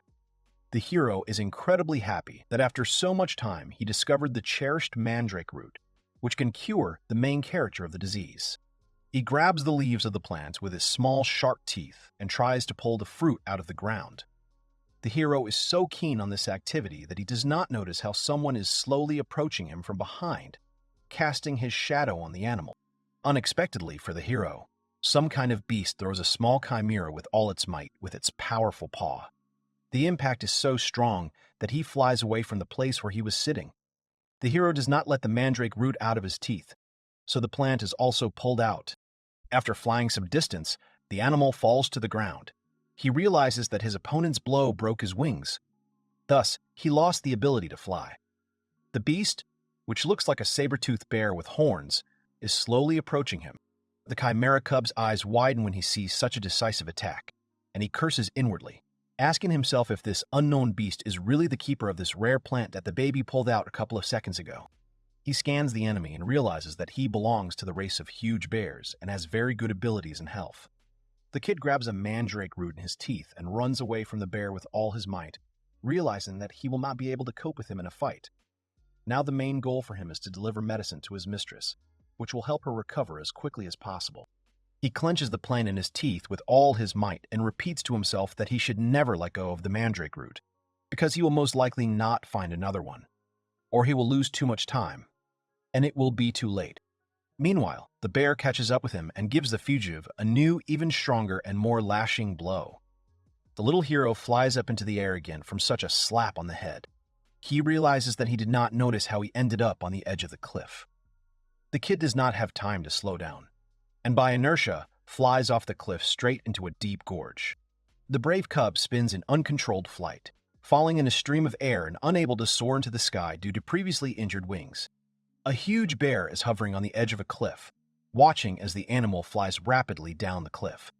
He seems to have completed his task. The animal remembers Lady Charlotte and exclaims, mentally addressing her. He watches with indescribable horror the approaching rocks and the mountain river flowing at the very bottom of the gorge. The kid decides that he will fight to the end. Meanwhile, the action moves back to the shelter. The open window in the poor room of the main character makes plaintive creaks, swaying in the wind. The orphanage dislikes the girl so much that they gave her the worst room. Suddenly, a small bloody paw appears on the windowsill. The animal clings to him with its small and incredibly sharp claws. The baby's torso appears behind the paw.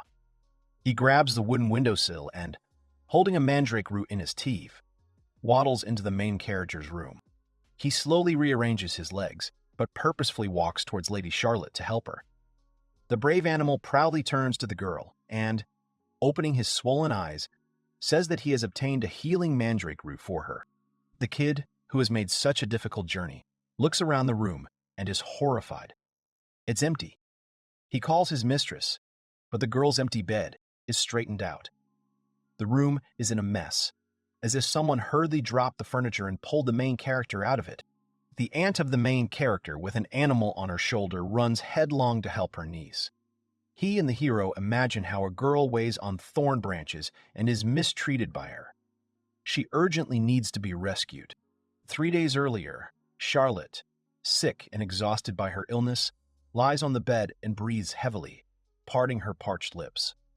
She groans and coughs all the time. The condition of the main character is clearly not the best. She opens her eyelids with difficulty and looks around the empty room with her eyes watering from the intense heat. She is very ill and needs someone who will constantly be on duty next to the girl. This is usually handled by a small CEO. The girl calls her ward, but no one responds to her voice. Charlotte gets up and sits on the bed. She starts coughing again. The girl addresses the chimera cub, calling him Seo, and says that they are alone in the room. The heroine asks why he became invisible in this case, but there is no answer. The girl calls the animal again, this time less confidently. Turning her head, Charlotte notices an open book on the floor. The main character is surprised that the book was left in this form near her bed. The girl looks at the open page with the interest that is only possible with her condition. The book turns out to be an encyclopedia of medicinal herbs. A puzzle is forming in the head of the main character, and she understands what her little friend is doing right now. The young lady vaguely remembers how the chimera cub studied book entries and ran around the room while the girl was lying in bed in a semi-conscious state. She is very grateful to her friend for taking care of herself. Charlotte gets down from the bed and cautiously approaches the open book.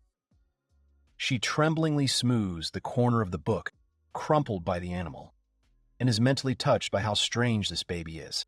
The main character replays in her head the moments when the chimera baby took care of her and brought delicious food to her room. He probably understood the position she was in. The girl thinks gratefully. Who does not know such an attitude from anyone?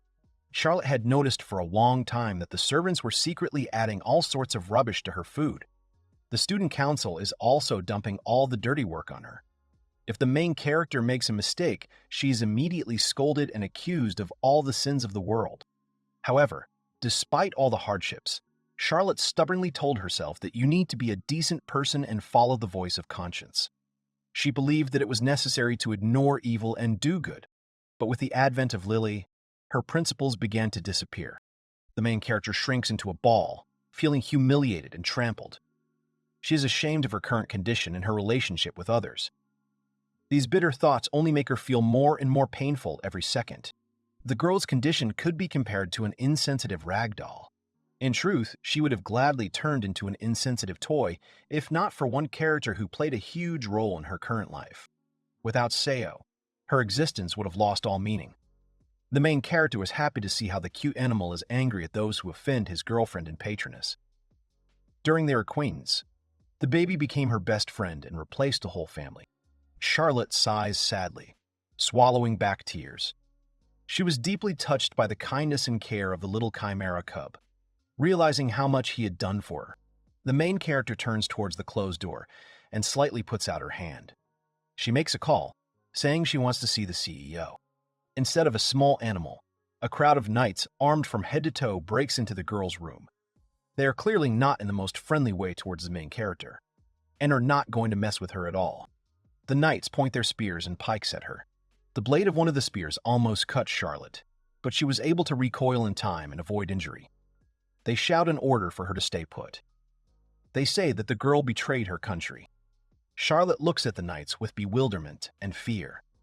The girl is trying to figure out why they broke into her place and what is going on. She asks them again in disbelief. Shouts are heard from everywhere, calling for the main character to be dealt with as soon as possible. The crowd of gawkers shouts that the girl is their enemy and represents evil itself. The onlookers crowding near the castle demand to tie her up as tightly as possible, thereby neutralizing the lady. Lily, watching this spectacle, claps her hand over her mouth and tries to make a sympathetic and noble expression on her face. She asks her sister how it happened. The girl says she has to tell her father about everything that happened. The hypocrite takes off and runs headlong down the corridor. The maid calls out to her, but she does not hear. She runs into one of the rooms and carefully closes the door behind her. A malicious smile slips across Mrs. Lily's face. She grins, grinning even more. The girl's face turns into a hideous grimace of triumph and malice. The insidious girl begins to laugh and rejoice as she managed to bring her idea to life. She remembers how she came to the fiancé of the main character, Richard, and lied to him that his beloved was cheating on him with another. He doesn't believe her at first. Lily manages to convince Prince Richard. She says that she personally was an unwitting witness to one of these scenes, during which Charlotte was not faithful to him. The young monarch curses and demands that the guards bring the main character to him so that he can look at the sinner with his own eyes. The traitor again makes an innocent appearance and asks the young man not to be cruel to the guilty young lady. He apologizes and replies that despite the fact that Lily asks him about it, the hero still will not be able to cope with the pain and forgive this woman who humiliated him as a man. Richard takes off and walks off somewhere at a brisk pace. The girl seems to split in her mind. On the one hand, she regrets what happened and broadcasts it to everyone she sees. On the other hand, Lily mentally rejoices at how smoothly everything went and how easily it turned out to turn out the plan. The image of the main character appears in Lilia's head. The girl goes berserk when she remembers how much Charlotte is right and sweet. She is exasperated by the thought that she responds with good for evil. She's finished now, Lily decides. She remembers everything she stole from Charlotte. Astos, Rufus, and the prince are all good, but useless, even though they managed to benefit from them in the end. Having stolen them from Charlotte, the girl wanted to shine. It's time for everything stolen to rot, she decides. Lilia wondered if she wasn't as kind and well-mannered as Charlotte, she wasn't destined to reach the top. The girl decided that she would not give up just like that. She once again remembered the main character and came to the conclusion that it was her fault. She also understood that there were no obstacles in her way. At this time, Charlotte, in tattered clothes, was shamefully taken out into the street in front of Lilia and the crowded townspeople. The girl laughed to herself and gloated over the main character. Lilia, who was making a terrible face again at the moment, laughed maliciously and cried out that now, when she got rid of her sister, she would really shine. The exhausted CO kid barely climbs into the main character's room. He looks around and asks himself why the room is in such a mess. The Chimera cub remembers exactly that he left the room clean. He realizes that something is wrong and whines plaintively from longing and foreboding. In desperation, the baby calls the main character, asking where she is. But there is no answer to his crying. He realizes that the young lady has disappeared. Pretending to be invisible, CO enters the corridor and watches the servants. The maids are cleaning the mansion as usual. After analyzing this, the Chimera cub comes to the conclusion that this is definitely not a robbery. He decides to test all hypotheses. The kid flies all over the mansion, even looks into the futon and onto the stairs. But he can't find his girlfriend in any way. He realizes that, being terminally ill and exhausted, Charlotte could hardly leave the room on her own. The animal thinks about it and remembers that during the search he has never seen other members of this family. Strangely enough, there were only servants in the house. He wonders if they've taken the main character somewhere. One thought comes to the little hero's head, and he decides to check if the girl can be outside the castle all this time. The devoted Chimera cub does not know where the main character is or where she can be found, but understands that he has absolutely no time for unnecessary thoughts. The kid takes off. All he asks is for the young lady to hold on. The animal has been looking for its owner for 3 days and 3 nights. He endures bad weather and hardships, but he still cannot find the slightest hint of a trace of the missing Charlotte. Exhausted and desperate, the hero trudges along the paved road. During these 3 days, the kid returns to the deserted mansion a couple of times to check if Charlotte or at least someone from the family has turned up there, but only the servants still went there. This further strengthened the confidence that the girl was in trouble. The brave animal thinks about it and realizes that he wants to find out at all costs how the young lady is. He is saddened by the fact that he cannot even find her, and realizes that he will never be able to cope with this task alone. Having lost all hope of saving the main character, the Chimera cub whines in despair and longing. He feels completely helpless, and with tears in his eyes, asks someone to help him in a difficult moment. At the same moment, as if hearing the hero's pleas, a female voice is heard from behind the Chimera cub, who calls out to him, calling him a baby. The animal turns around in surprise at the familiar sound. A woman looms over him from behind, the same lady who is also the aunt of the main character, who broke into Lily's abandoned house, which used to belong to her deceased parents. A woman named Venus hugs the baby tightly, hugging him to her soft chest. The CO would never confuse these familiar hugs with anything. The lady asks her friend what he is doing right in front of the church. The Chimera cub asks in surprise what she means. The woman points her hand in the direction of the building majestically towering above the rest of the houses and replies that this church belongs to her. At the moment, it's not so important, she says. She turns to the baby and tells him in a loud, angry voice that she searched for him. She says she went to the mansion a bunch of times, but never once heard a single thought of the Chimera cub. The kid looks up at the lady plaintively. His big eyes fill with bitter tears again. He sadly addresses the woman, calling her sister, since by her status she is a clergyman. She is surprised by this behavior of the baby and asks the helpless animal what happened to him. He replies that he will not be able to cope with the problem himself without her help. He says that he has not been able to find the young lady for 3 days, despite the fact that he is looking for her in all possible places where she might even be. The woman asks the baby to calm down and says that she has been looking for him all this time for this particular case. The lady looks at the CEO, who is comfortably ensconced in her arms. She says that all this time Lady Charlotte has been imprisoned in the capital's dungeon, and tomorrow she was sentenced to a cruel execution. The little creature's eyes widen. He assumed that trouble had happened to the main character, but he did not think that everything was so serious. In the head of the reborn young man, the image of the unfortunate heroine, pierced by the peaks of evil guards, immediately arises. The Holy Sister says that she has been out of town for several days, so she only found out about this news herself 2 days ago. She explains that by the time she returned, the fatal verdict had already been passed. The lady is accused of treason against her own kingdom. One thought appears in the little creature's head, but he cannot believe that this is the work of that disgusting girl who is the sister of the main character, and the prince who used to be Charlotte's fiancé. The woman dispels his doubts, telling him that this is the work of Chancellor Aurelius. The CEO asks her who this chancellor is. The lady replies that he holds a very important position in this country, so to speak, and has great power. She suggests that because of the king's coma, no one can cope with the chancellor now. The Holy Sister says that she tried to insist on a commutation of the sentence, but he began to threaten her, asking if she really wanted to break the contract. She notes that she had no doubt that she would not be able to use the power of a cult or believers here. The baby calls out sympathetically and cautiously to the lady. He is amazed by the woman's story and considers her really brave, since she was not afraid to try to help the main character, even despite the restrictions due to her status. He couldn't have dreamed of more. Suddenly, a lady comes up with a brilliant idea. She screams and grabs the chimera baby, lifting it in front of her at arm's length. He finds himself suspended in the air and exclaims in surprise. The woman lifts him off the ground and examines him. She remembers that he is a monster for whom there are no barriers. The lady continues to hold the hero in her arms and says that he is the only one who can get Charlotte out of prison. She asks if the brave kid is ready to take such a risky step. There is a possibility that he will have to put his life on the line and make an enemy of the whole country in order to save the young lady who is so dear to his heart. Brave Demon Sale remembers his girlfriend and the happy moments spent with her. He feels that he owes a debt to the main character, who gave him a name and took care of him in every possible way. The matter is urgent, so the hero decides everything very quickly.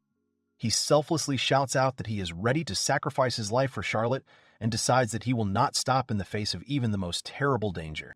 The woman encourages the brave little man, saying that his answer is just great. She advises her friend to fly to the aid of the main character as soon as possible, since he decided to save her from prison. The lady lets him go and tells the animal to fly without her for now. She promises that she will catch up with him as soon as she finishes with her accumulated affairs. The chimera cub looks at her in surprise, realizing what will happen to the status of a lady if she helps. The clergyman says that if he didn't lie about Lilia's skills, then the aunt of the main character will be able to use them against her same girl. The woman asks the baby not to worry about her once again, and to fulfill his part of the plan. She looks proudly at the chimera cub and, wanting to give him even more strength and confidence, fervently asks him if he will definitely cope with such a difficult mission. Little Sal frowns his eyebrows and confidently replies that he will not let you down. The lady rejoices at his mood and points out the direction in which the royal capital is located. The monster rises into the sky. She shouts after him to fly and save the princess from the tower. Developing unprecedented speed, the little hero heads in the indicated direction towards the prison where his girlfriend is imprisoned. He closes his eyes slightly to gather his thoughts and strength. Everything that the reborn young man does is not just a way to thank the main character for her kindness. The little animal remembers that when he saw how everyone turned away from Charlotte, he remembered himself in the past. A family photo captures a moment in the life of a little boy. It was his birthday that day, so there is a cake in front of the child. His happy parents are standing behind the baby hugging his gift. Some time ago, a boy was fighting with another student. Watching this spectacle, the other child is very surprised by his agility and strength. School children are crowding around. After the end of the fight, they whisper among themselves, noting that the hero defeated the high school student. The kids thank him for his help, telling him that the grown-up guys bother them only because they are older. The boy tells them to call him again if they get into the same situation and someone bullies them. He promises to rush to help at the first call. One of the children says that with such strength as the hero, all the girls in the class will adore him. The hero turns around and says that he is just helping those who need help. He notes that there is nothing special about this at all. The boy shouts to his new acquaintances that they will see each other again. Evening comes on the street, and a bright moon lights up over the hero's house. The student carefully goes home, trying not to attract attention to himself. In the kitchen, the boy's mother is standing at the stove as usual and cooking something. Sensing the appearance of her son, who wanted to slip past her unnoticed into his room, the woman tells him to stop. She asks him if the boy understands what time it is on the clock. The mother turns to the hero and calls him to her. The child reluctantly and confusedly approaches his mother. He's shaking a little. The boy stops in front of the woman, looking down and feeling guilty for coming home late. Suddenly, he turns his head and notices a delicious dinner and a cake with candles on the table. The boy can't believe his eyes. Dad sneaks up behind the hero and congratulates him on his birthday. He hugs his son, and the boy feels that another creature is pressing against him from behind. Parents lean over their child and ask him who is late for his own birthday. The father, anticipating his son's delight, points to the hero's birthday present. The boy breaks into a smile, realizing what kind of creature was clinging to his shoulder. He thanks his father for the gift and immediately rushes to hug the black chimera animal. It's time to blow out the candles. Parents once again congratulate their baby on his birthday, feeling proud that he is growing up such a big and noble child. They say they are very glad that he was born to them, and the whole family sits down at the festive table to celebrate this significant event. After some time, the hero meets young children again, whom he protected from a bully. They call him Sensei. The boy waves to them and shouts, "See you later," heading to his home. He opens the door to his house and enters the apartment, saying that he has already returned. Suddenly, his attention is attracted by a man lying on the floor. This is the hero's father. The boy is terrified and calls for his dad, but he does not react, continuing to lie on the floor motionless. After a while, the son says the mom is working overtime again. He sighs heavily, looking at the note left for her, which says that it is possible to have a snack for today. The boy carries the food left by his mother to his father. He lies exhausted on the mattress, covered with a blanket. The father apologizes, saying that he made his son very worried about his condition. The student calms the man down. He says that everything is fine and reminds me that mom is also working hard to make him feel better as soon as possible. The boy says that his mother considers her work more fun and says that there's nothing to be done about it. He tells dad that she promised to take him to a restaurant tomorrow, since the work is going so well. The child is happy at the prospect of going to such a chic institution, which even has an aquarium.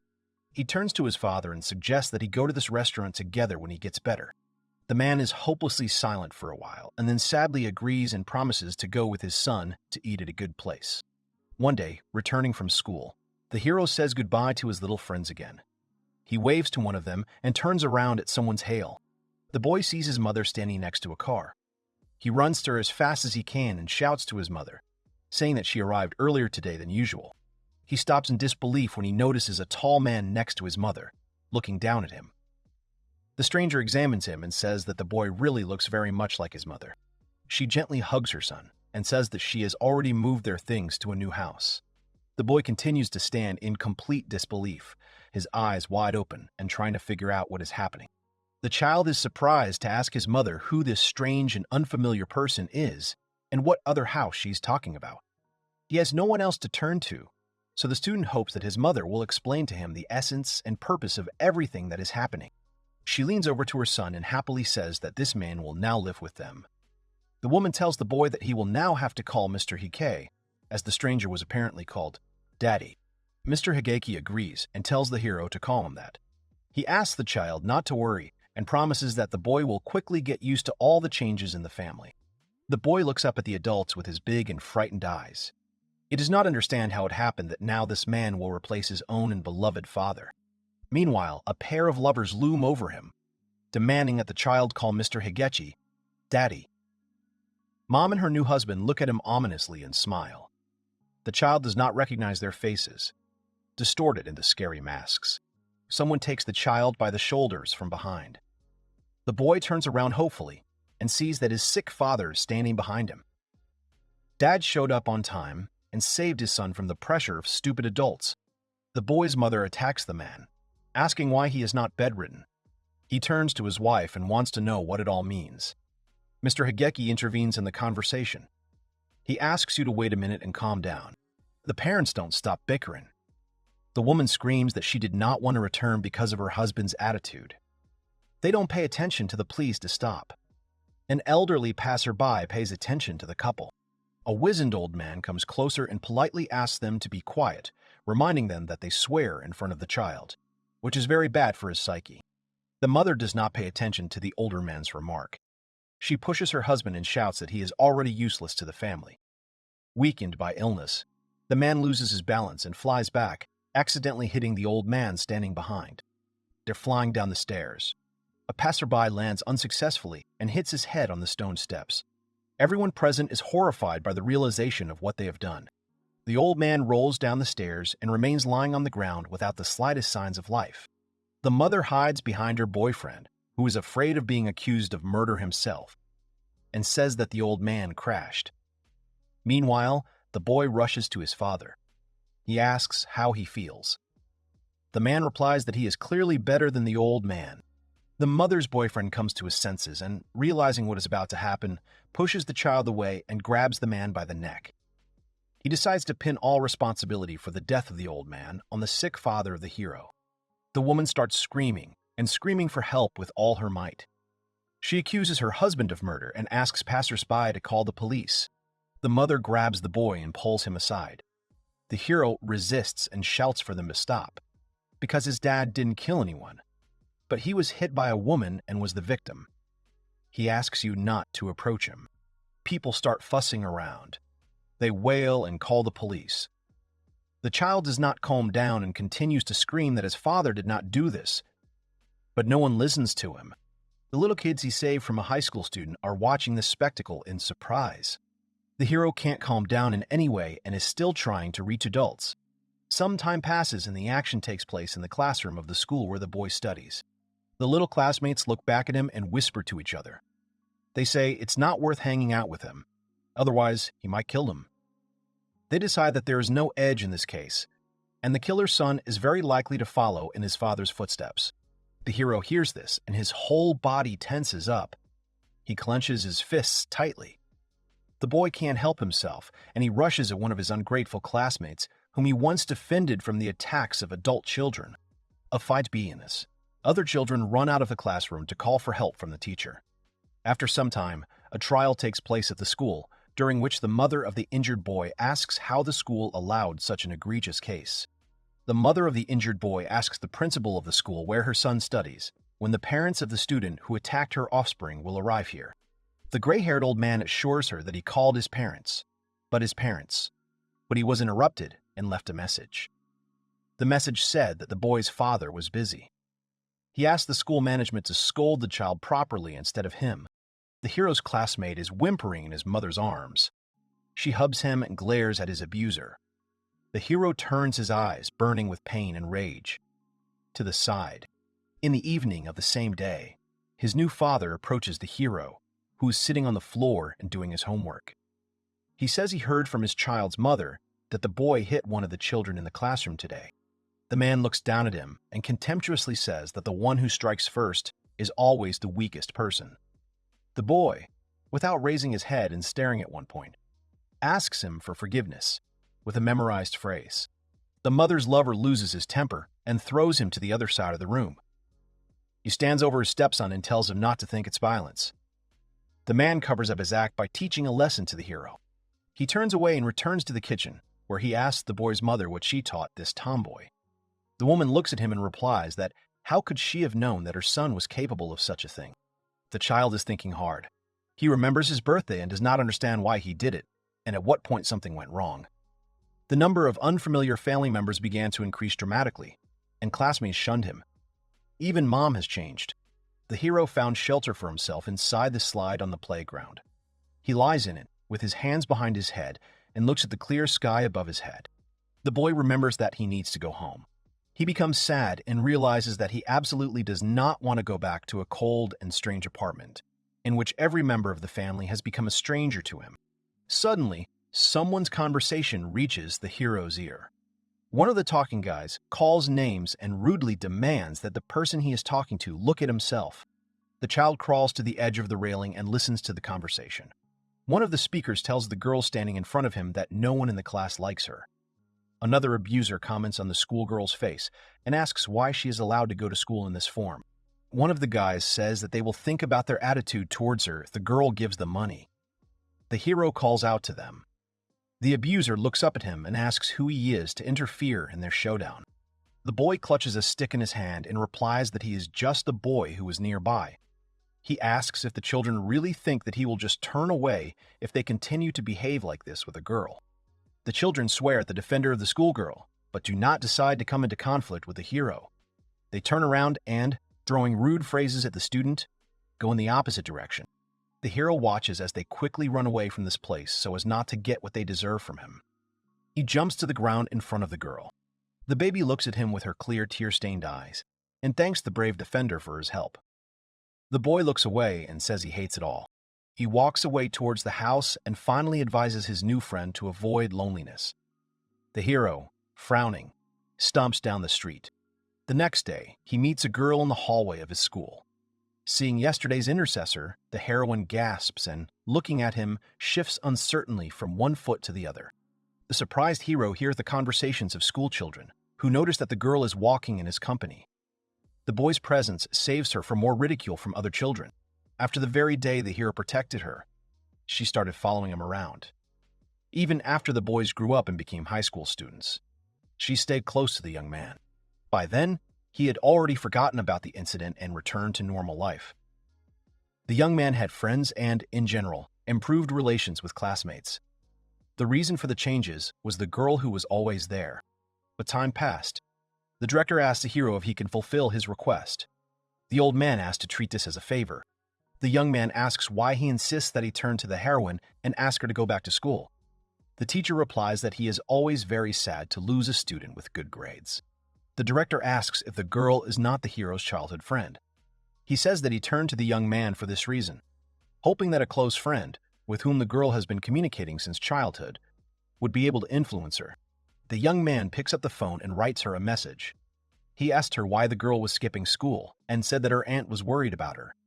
Lately, the heroine has not been in touch with him. A colleague of the guy escorts a diner visitor. She asks the young man to clean up the tables that they will need. He replies that he understood her request and will do everything. At this moment, a group of young people comes to the door. The girl welcomes new visitors. A group of teenagers walks into the hall, and one of them makes a caustic comment about the order in the institution. The boys forgot to book a table, so no one prepared a clean place for them. The hero looks at them and immediately realizes that they are some kind of hooligans. One of the teenagers throws a bunch of trinkets on the table and brags about stealing them from the pharmacy. His friend thinks about it and says aloud whether he should try to steal things too. The hero turns to a familiar voice. One of the hooligans notices that it is very unexpected to hear such thoughts from a former excellent student. Another asks the girl why she went to this useless high school. He continues his speech, asking if she was going to college. At this moment, the main character's eyes widen in surprise. He sees his childhood friend in the company of bullies. She had changed a lot since their last meeting. The girl got a haircut, pierced her ears, and her look changed a lot. One of the heroine's companions asks her if she is sure that the guy from elementary school is her friend. He reminds the girl that the young man was trying to get her back to school. The heroine's look changes a lot when she meets the eyes of a guy. The bully sitting next to her notices this. He laughs and jokes. Is this hero watching her a stalker by any chance? He encourages the girl, saying that she will be fine, and asks her to forget about this strange guy. The bully leans towards the heroine and repeats that she should just forget about him. The hero, who hears all this conversation, is horrified by what he saw and heard. The girl heads towards the exit and waves goodbye to the departing guys. She goes up the stairs to the platform. Suddenly, the heroine comes face to face with her childhood friend, whom she has been so diligently avoiding lately. He looks at her and is silent. After a while, the hero speaks to her, touching on the topic that he has not seen the girl at school for a long time. He recalls that a friend said she would take the college entrance exams. The young man notes that the heroine's aunt is very worried about her niece and is afraid that something has happened to her. The girl lowers her eyes and sullenly tells him to shut up. The young man was even taken aback by this answer. She looks at him and says that a lot has changed since their first meeting. The young man does not take his tenacious gaze off her. He says he didn't think his girlfriend was really like that. He notices that the girl forces herself to adapt to others. The hero breaks down and shouts that if she continues to behave like this, she will eventually be alone again one day. The heroine opens her eyes wide and clenches her fists. She screams at the guy to shut up and pushes him with all her might. The hero flies right onto the railway tracks.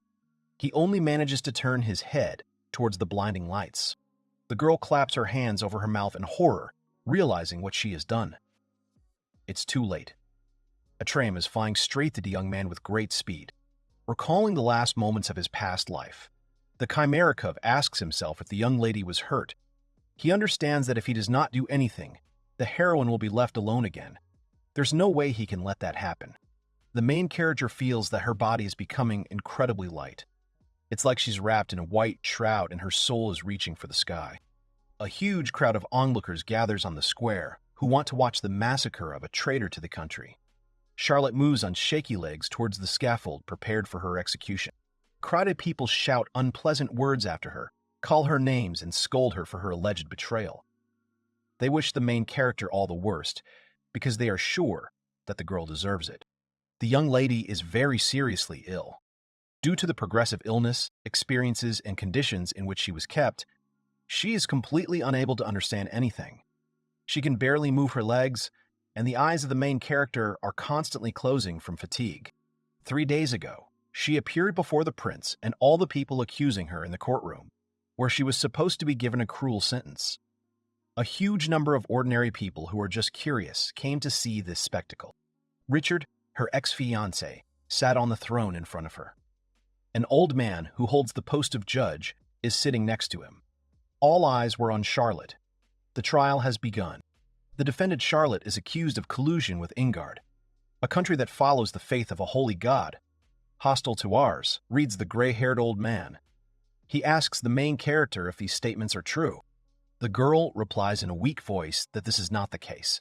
She wants to continue, but a loud voice interrupts her. Its owner slams his fist on the table and shouts the judge not to let the heroine fool him. Chancellor Lilia insists that the investigation led them to discover indisputable evidence that she planned to sell her own country for her own selfish desires, without thinking about the future of the state. The heroine replies that this is not true. The Chancellor does not listen to her and points at Lily, saying that her words are enough to convince them completely. According to legend, Lilia became a victim of Charlotte's attacks because she knew the truth about the intentions of the main character. Lily is asked to step forward. The girl walks timidly and says in an innocent voice that this is the purest truth. She notes that her sister harassed her in every possible way, not giving her a pass and not a moment of peace. The sister of the main character lists the girl's atrocities. She says that she often tore up her books, doused her with water, and deliberately spilled wine on her at parties. Lily remembers something else very important. The girl begins to howl, feigning suffering, and tells a story. The main character looks at her wearily and resignedly. The ladies around are fanning themselves with horror, whispering to each other, discussing how vulgar this behavior is. Aurelia says that the young lady's position in the family has been terrible since the shameful incident was revealed. He decides that the girl's bitterness towards her family is one of the key reasons for the heroine's defection to the enemy. The old man asks Charlotte what she will say in her defense. She responds, rightly noting that so far no evidence has been heard in favor of these allegations made against her. The Chancellor is frantically shouting that the evidence is superfluous. He demands to condemn the heroine. A man rises from the back row and says that Lily herself condemned the girl for these actions, and only a madman in the present tense would not have sentenced her to punishment. The judge says he believes that the truth is really on the side of the accusers. Charlotte closes her eyes hollowly, plunging into her sad thoughts. She can't believe everything that's happening to her. The main character is dishonestly tried without a single piece of evidence, having no idea of her motives. But nevertheless, everyone in court opposes her. The young man standing on the balcony says that he will no longer endure this trial, since the presence of the heroine emotionally affected not only the unfortunate Lily, but also him. The girl looks up at the young man. She remembers how he used to look at her with his clear eyes and say that he was very pleased to be in the company of the main character. The young man shouts that he cannot be at peace with himself, knowing that such an arrogant and hateful woman as Lady Charlotte is walking free with complete impunity. The man sitting next to him also can't stand it and decides to say everything he thinks about the girl. He gets up from his seat and says that he completely agrees with the words of the young man. The girl's brother screams that the heroine does not understand how hard it is for him when he is compared to Charlotte, who is his relative. My older brother used to say that he was proud of his little sister. Another young man shouts that he is constantly being shamed at the academy for being his sister. When he and Charlotte were younger, he promised that one day he would become a knight and protect her from all ills and ill-wishers. The maid says that the service of the main character will forever remain a stain in her life. She thinks it's ruined her reputation.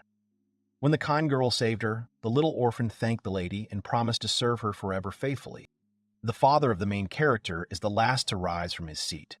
He glares at her and publicly disowns his daughter, depriving her of her title.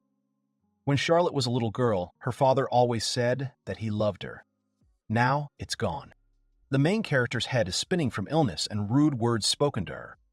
The old man in the judge's place asks for silence and says that he is going to pass a final verdict. In the deathly silence of the courtroom, the man delivers the verdict. He says that the girl is guilty of all her crimes and is sentenced to be brutally murdered in front of the whole city. People from all over the city flock to the square to watch the execution of the prince's ex-fiancée. They all discuss upcoming events and say that they do not envy the fate of the main character. That's what happens to those who betray their loved ones and try to sell their native country to the enemies. Someone's gloating, instructing others' voice in the crowd is heard. "Well, it's creepy," says one of the onlookers who came to see the spectacle. This once again shows that the girl was kind to all commoners only out of necessity. He ends his speech. Charlotte closes her eyes. A little girl from the crowd calls out to her and rushes to the main character as fast as she can. The child's mother tries to catch her daughter and screams so that Ari, that's the girl's name, does not run away from her. The main character looks at her and realizes that this child is familiar to her. Charlotte remembers that once upon a time she helped the baby's mother and got her a job. The girl thanked the main character from the bottom of her heart for her help. A stone launched by someone from the crowd flies at the main character. Staggering, she falls to the ground. The guard takes a little girl by the hand and shouts at her to stop running away and rushing to the young lady who is being led to execution.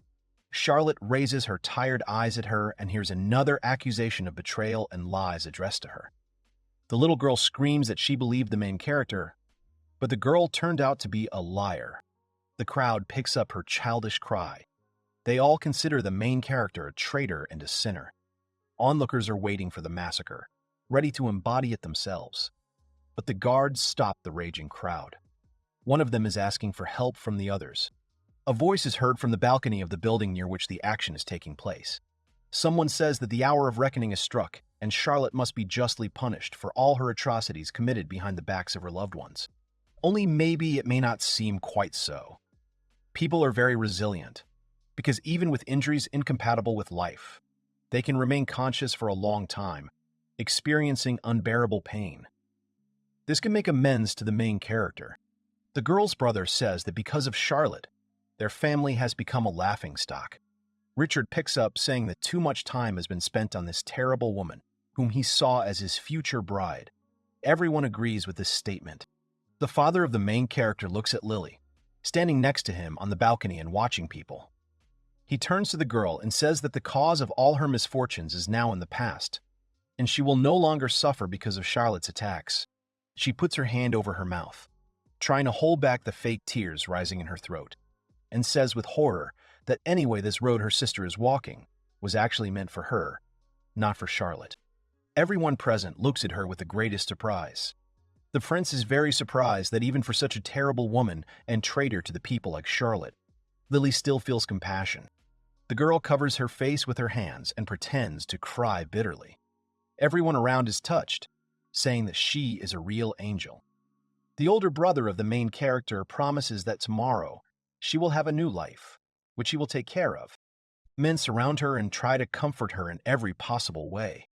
But Lilia does not stop sobbing, bursting into bitter tears. She sits with her back to them in such a way that no one sees her face, which in fact does not have a shadow of sadness or sorrow. In her heart, the mean girl rejoices that she was able to achieve an unfair sentence. She laughs at her sister and mentally tells herself that everything is going exactly according to plan. Soon, the main character will disappear from her life forever. When she gets to the railing, she looks down, expecting Charlotte to start crying immediately. Mentally, she asks herself if the girl is scared. She is trying to understand whether the heroine is filled with bewilderment and rage at the injustice to her. The girl really wants to see the tears of her hated sister. She can't wait to finally hear Charlotte's plaintive voice begging the almighty Lily for mercy and mercy. The girl has a feeling as she rules this world. Meanwhile, the main character silently ascends the steps of the scaffold. She looks in front of her in silence. Heavy and confused thoughts are swarming in her head, but they do not relate to Lily at all. In her memoirs, she refers to her faithful friend Sio. The young lady realizes that if he had not appeared in her life, the main character would have been broken a long time ago. She is very grateful to the hero for being by her side and doing absolutely everything for her when all the other loved ones turned away.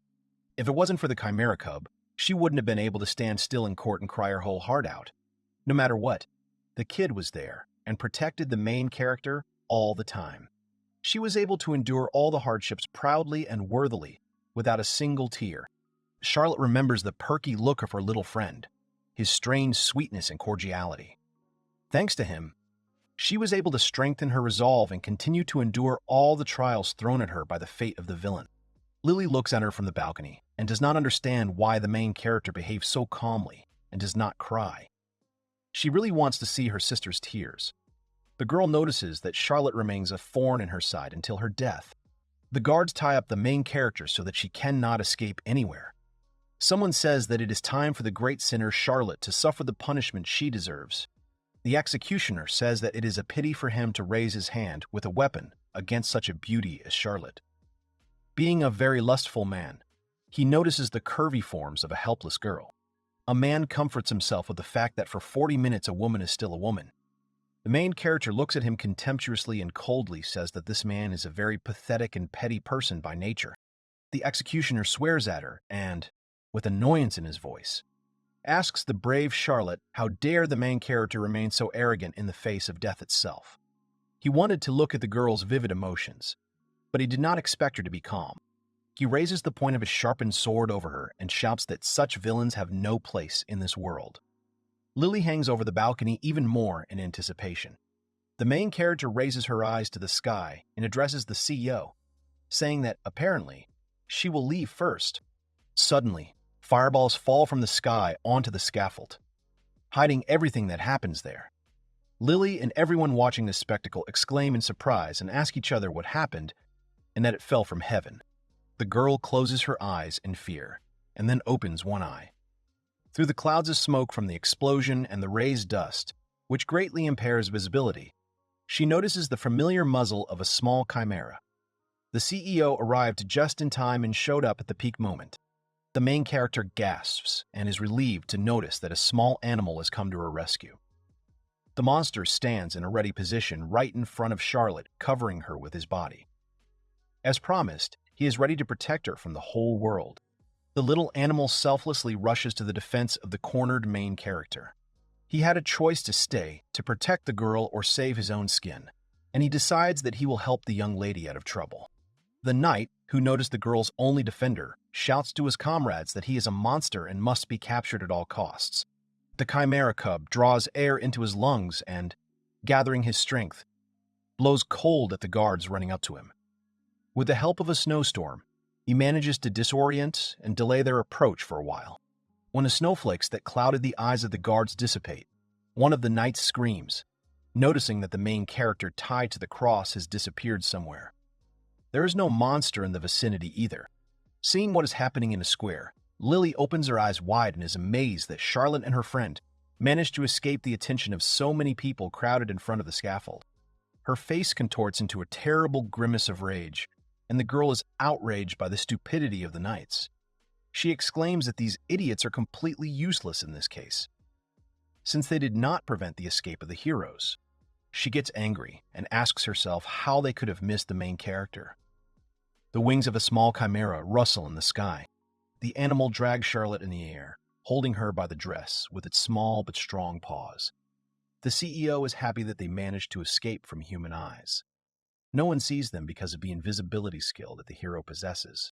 Preparing to defend the main character, the kid drew attention to the number of people around and realized that he did not want to mess with so many foreheads. He decided that he would simply steal the girl and escape with her through the air. The main thing in this case is to remain invisible to the eyes of people and run away with her as soon as possible.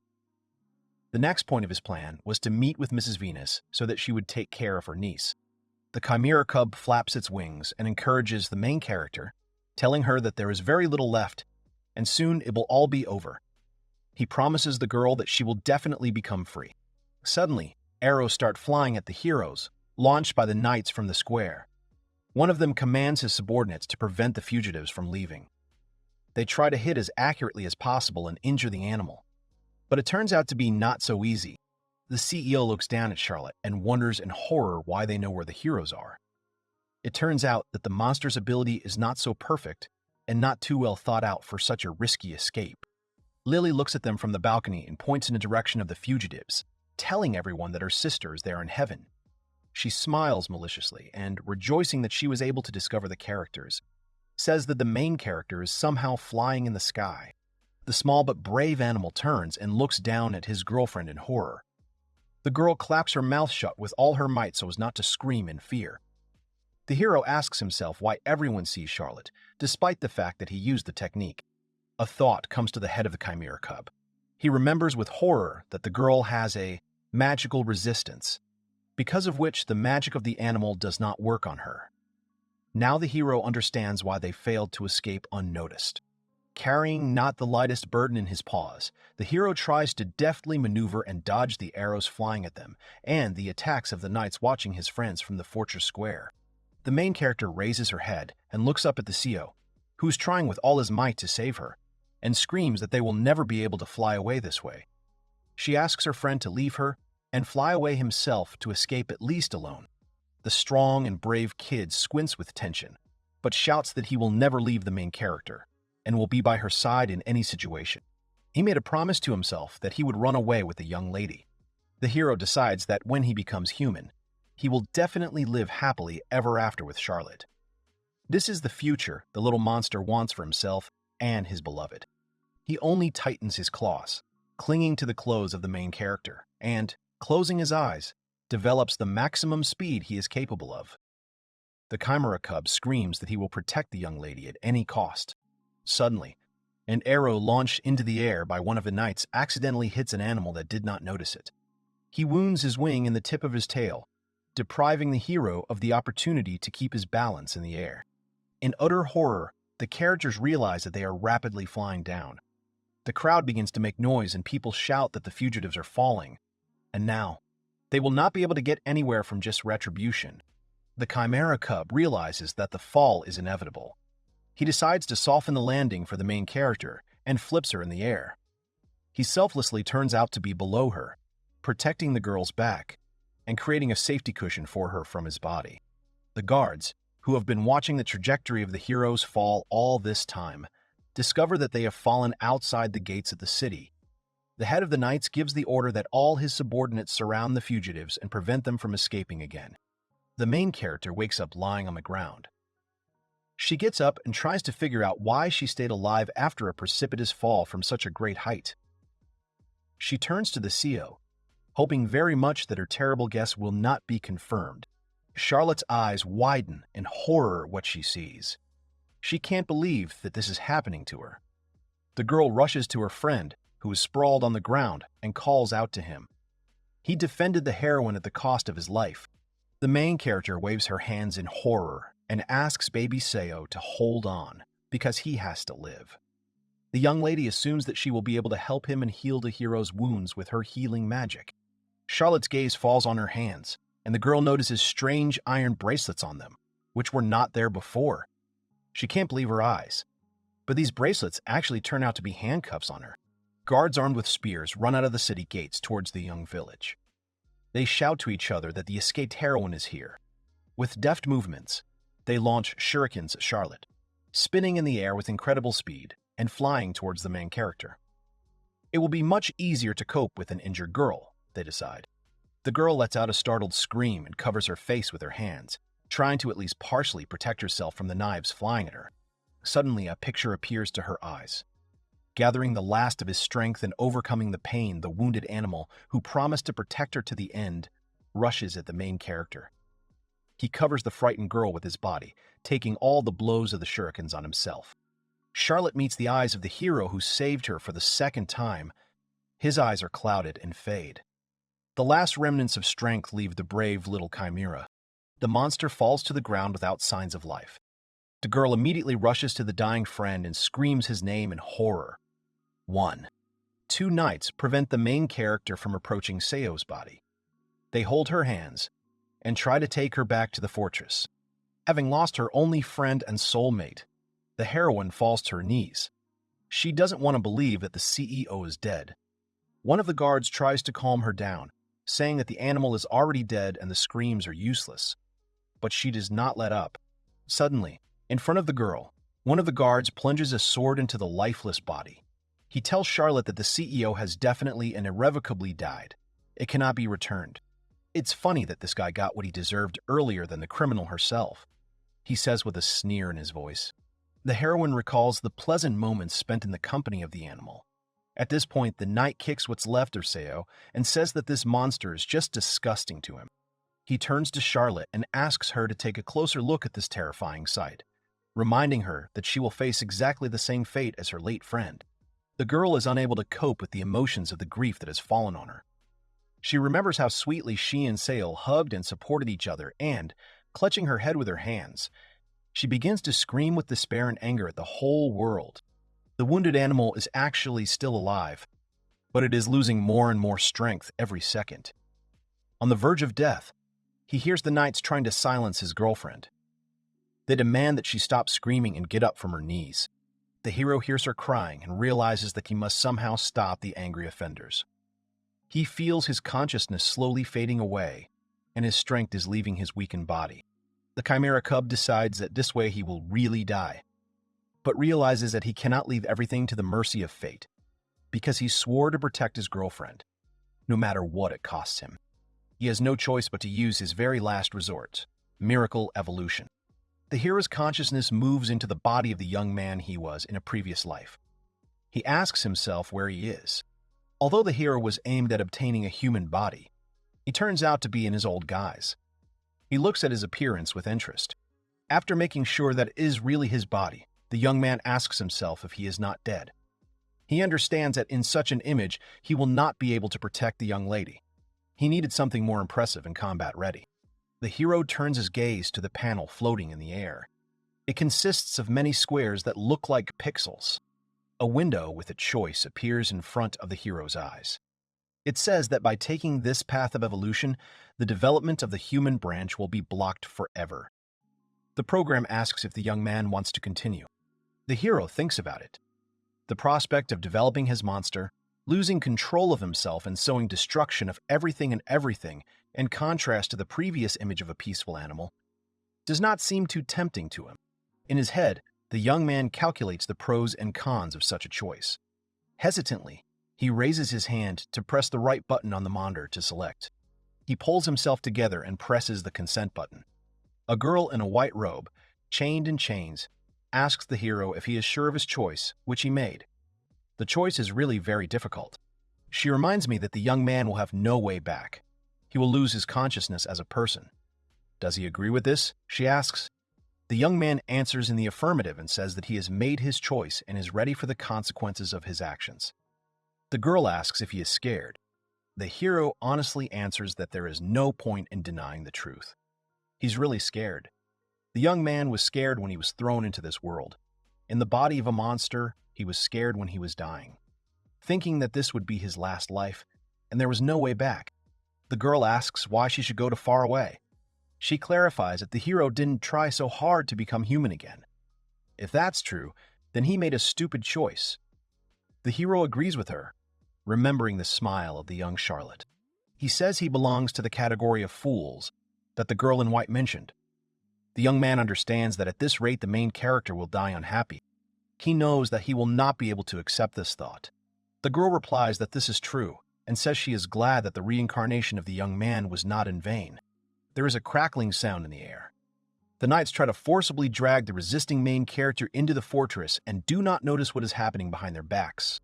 One of the men raises a sword over Charlotte Hybel, telling her to stop this useless resistance and follow their orders, making life easier for them and herself. At this moment, some kind of creature whirls past, knocking down all the offenders of the main character who met on their way. The girl covers her face with her hands from splashing. She looks at her defender, who soars into the sky, casting a huge shadow on the ground and remains sitting among the fallen bodies of the royal knights. They paid the price for their attitude towards the girl. The main character looks up, the huge eyes of a creature never seen before looking at her from the sky. Against his background, Charlotte looks fragile and helpless. She recognizes familiar features in the formidable lizard and turns to the CEO. A huge monster, resembling a dragon in appearance and belonging to the Chimera berserk race, emits a terrifying roar and spreads its huge black wings. The reborn CEO has much greater abilities.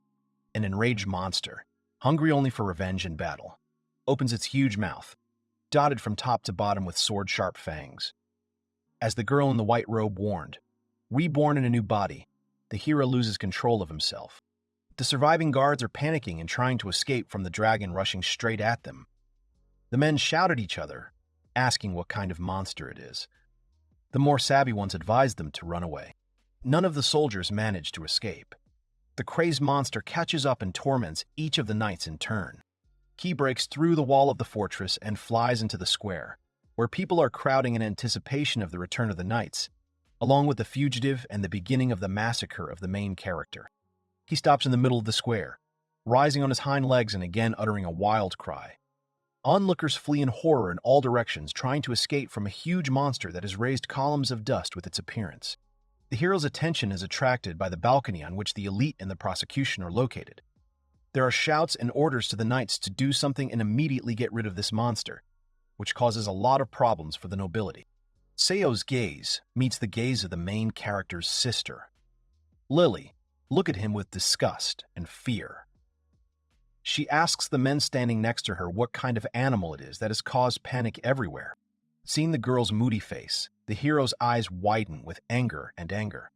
He is ready to pounce on Lily, who has dragged his girlfriend into her dirty games and forced her to stay all alone. The hero develops great speed and rushes straight to the balcony where the heroine is located. He is preparing to strike and crush the main cause of all his girlfriend's problems. The girl watches as a black monster approaches her, mesmerized. She swallows convulsively, but cannot run anywhere to hide from the impending attack. The men standing on the balcony next to Lily are running towards the exit. The girl's father frantically screams that the monster is approaching them. The second man pushes him and tells him that he needs to run inside the building as soon as possible, where they will definitely be safe. Prince Richard rushes to the aid of the petrified girl. The father and brother of the main character call His Highness and indicate where they should run to hide from the attacks of a huge monster. However, the castle walls turn out to be only an illusion of security. The dragon breaks through the window with its body and flies inside the building. He's baring his teeth, ready to finish off everyone who caused so much pain to Charlotte and treated her unfairly. The prince holds Lily's hand and runs as fast as possible, dragging the girl with him. A young man shouts at his ex-fiance's sister not to stop. The brother of the main character shouts to the monster where he is in order to distract him from others. He teases the huge chimera by saying that he is standing right in front of him. The young man goads the monster to pay attention to him and grab the young man. In this case, the dragon will temporarily distract from the fleeing ones, and they will have the opportunity to hide. But the dragon does not react to the screams in any way. He makes Lily his target without ceasing to chase her. The girl runs with all her might, trying to escape from the chase. She's trying to figure out why the monster targeted her. Without stopping running, she and Richard decide that their situation is hopeless if they stay here. The heroes realize that the best solution is to get out and blend in with the crowd of fleeing people. In that case, they have a chance. Richard kicks down the front door of the castle with all his might. He shouts to his companion that they need to run to the main square, where a lot of people have gathered. Suddenly, a huge figure of a chimera appears in front of the young man and Lily hiding behind him. The young man stops.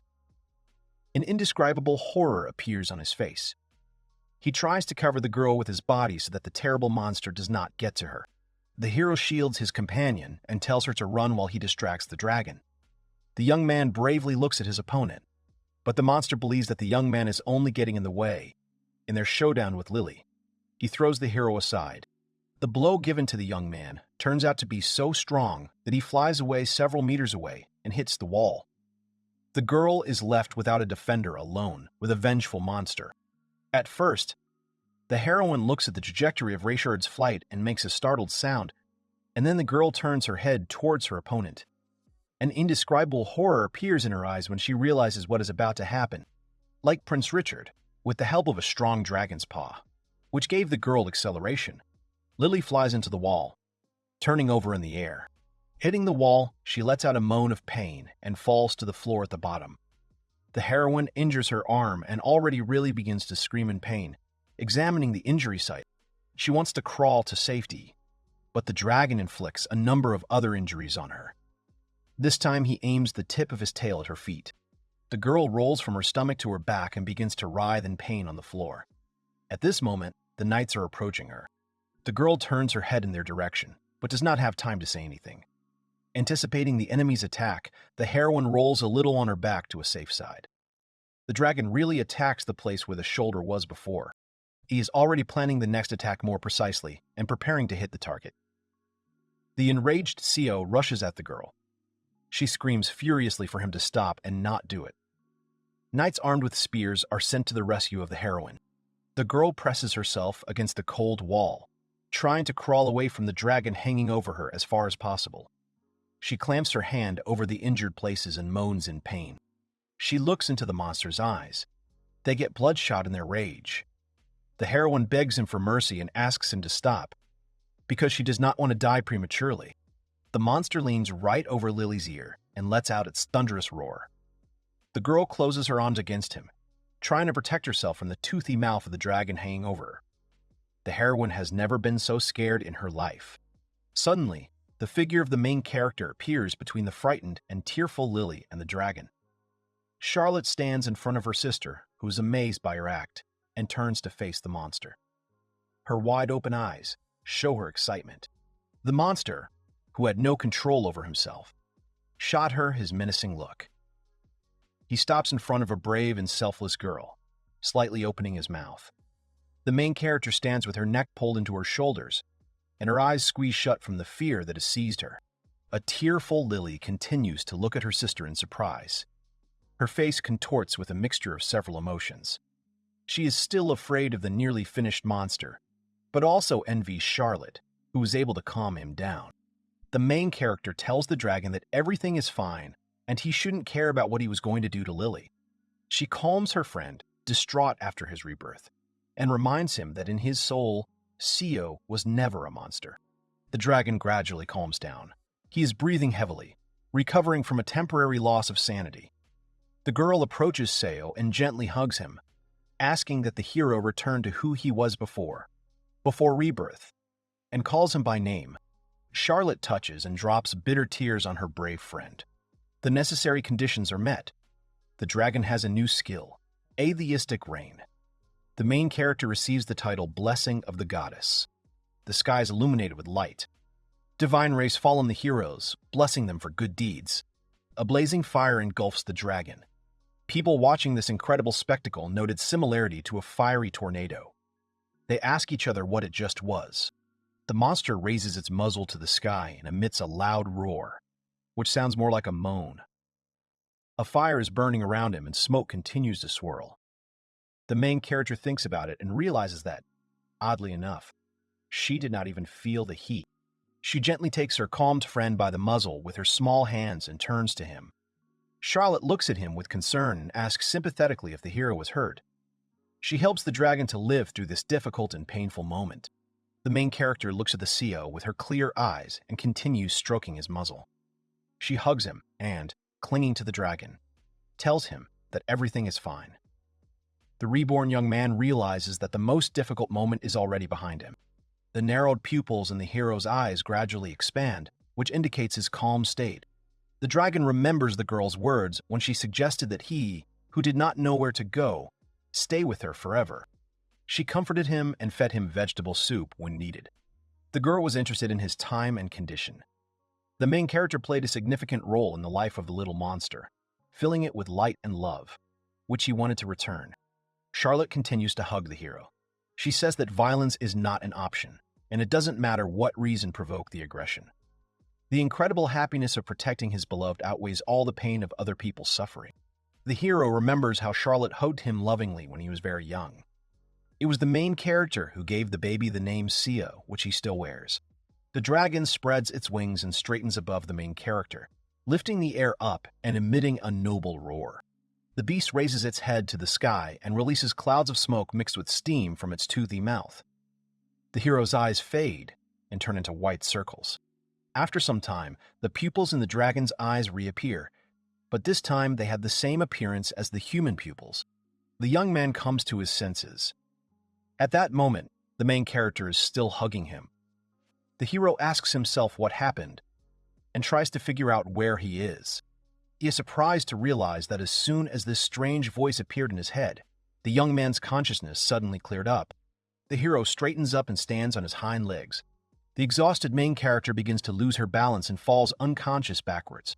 The dragon gently picks up her light body with its huge clawed paw. He turns to the young lady, realizing that the girl is alive and just fainted from the emotions experienced in the morning. Another guess flashes through the hero's mind, explaining Charlotte's condition. He looks at the main character with frightened eyes and asks the young lady what she did. The dragon carefully descends in front of her, covering his girlfriend with his wings from prying eyes. Lily, who is watching this scene all the time, curses. She is jealous of her sister and believes that she should have been in the place of the main character. Everything Charlotte got could have gone to Lily. The girl's eyes are filled with tears. She watches in amazement as the dragon picks up his beloved and hugs her to him. The girl believes that everything had happened by accident and is nonsense. She enviously and angrily asks herself why her sister became the main character of this world. Lily believes that it's all the fault of this monster that appeared out of nowhere. If it hadn't been for him, the girl's plan would have been carried out, and she would have gotten rid of her sister once and for all, whom she never tolerated. She thinks that then, life would be ideal. She looks from the dragon to her sister's face. Charlotte is deathly pale, and her skin seems to radiate light in this dark world. Lily turns to God, asking if it is fair and right that he gave her special power, but blessed not her, but Charlotte. The spoiled girl demands that God immediately answer the question she asked. Suddenly, a voice is heard in her head asking what is going on here. The girl freezes in surprise. Realizing what kind of voice it is, she raises her eyes to the sky. The heroine's face is again distorted into a terrible grimace.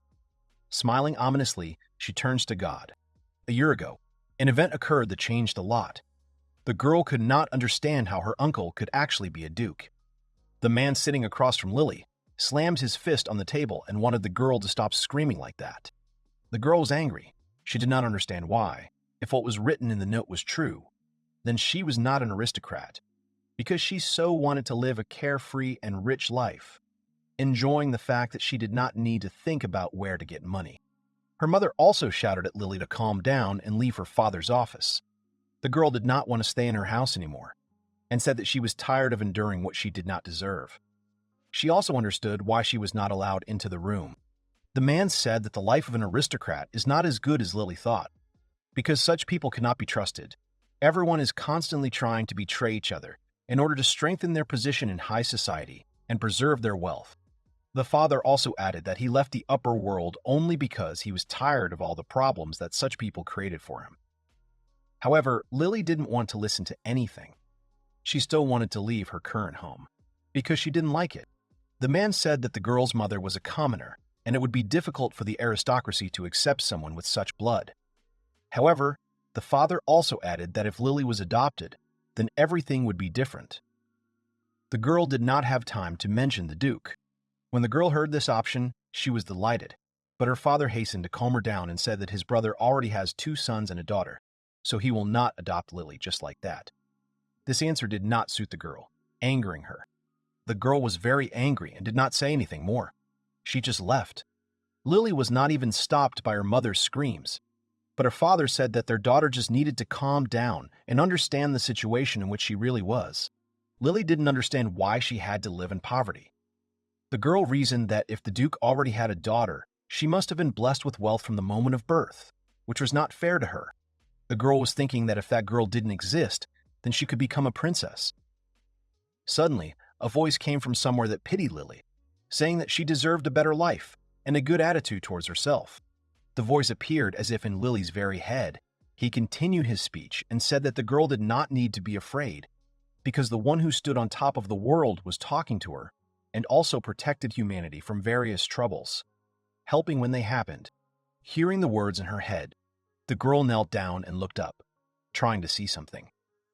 Perhaps she thought she could see who was talking to her and giving her hope for a better future.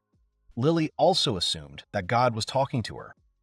The girl's face was flushed with excitement, as if someone who could help her fix a fate that she did not like was now standing in front of her. The voice replied that he had appeared to give her skills.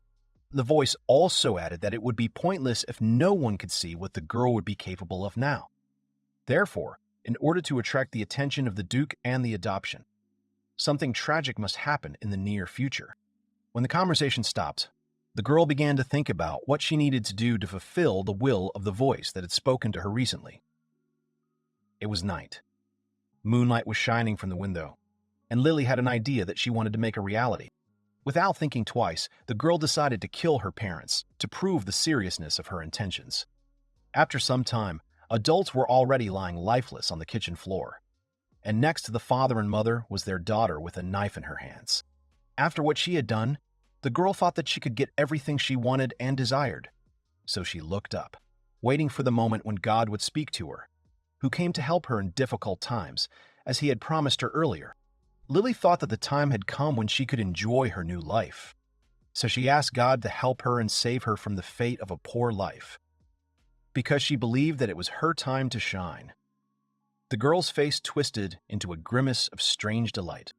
However, as soon as the voice wanted to come to Lily again, he called her names and called her pathetic, and then asked if the girl had enjoyed her life. Lily didn't understand what God meant when he addressed her like that, and spoke unflatteringly about her life.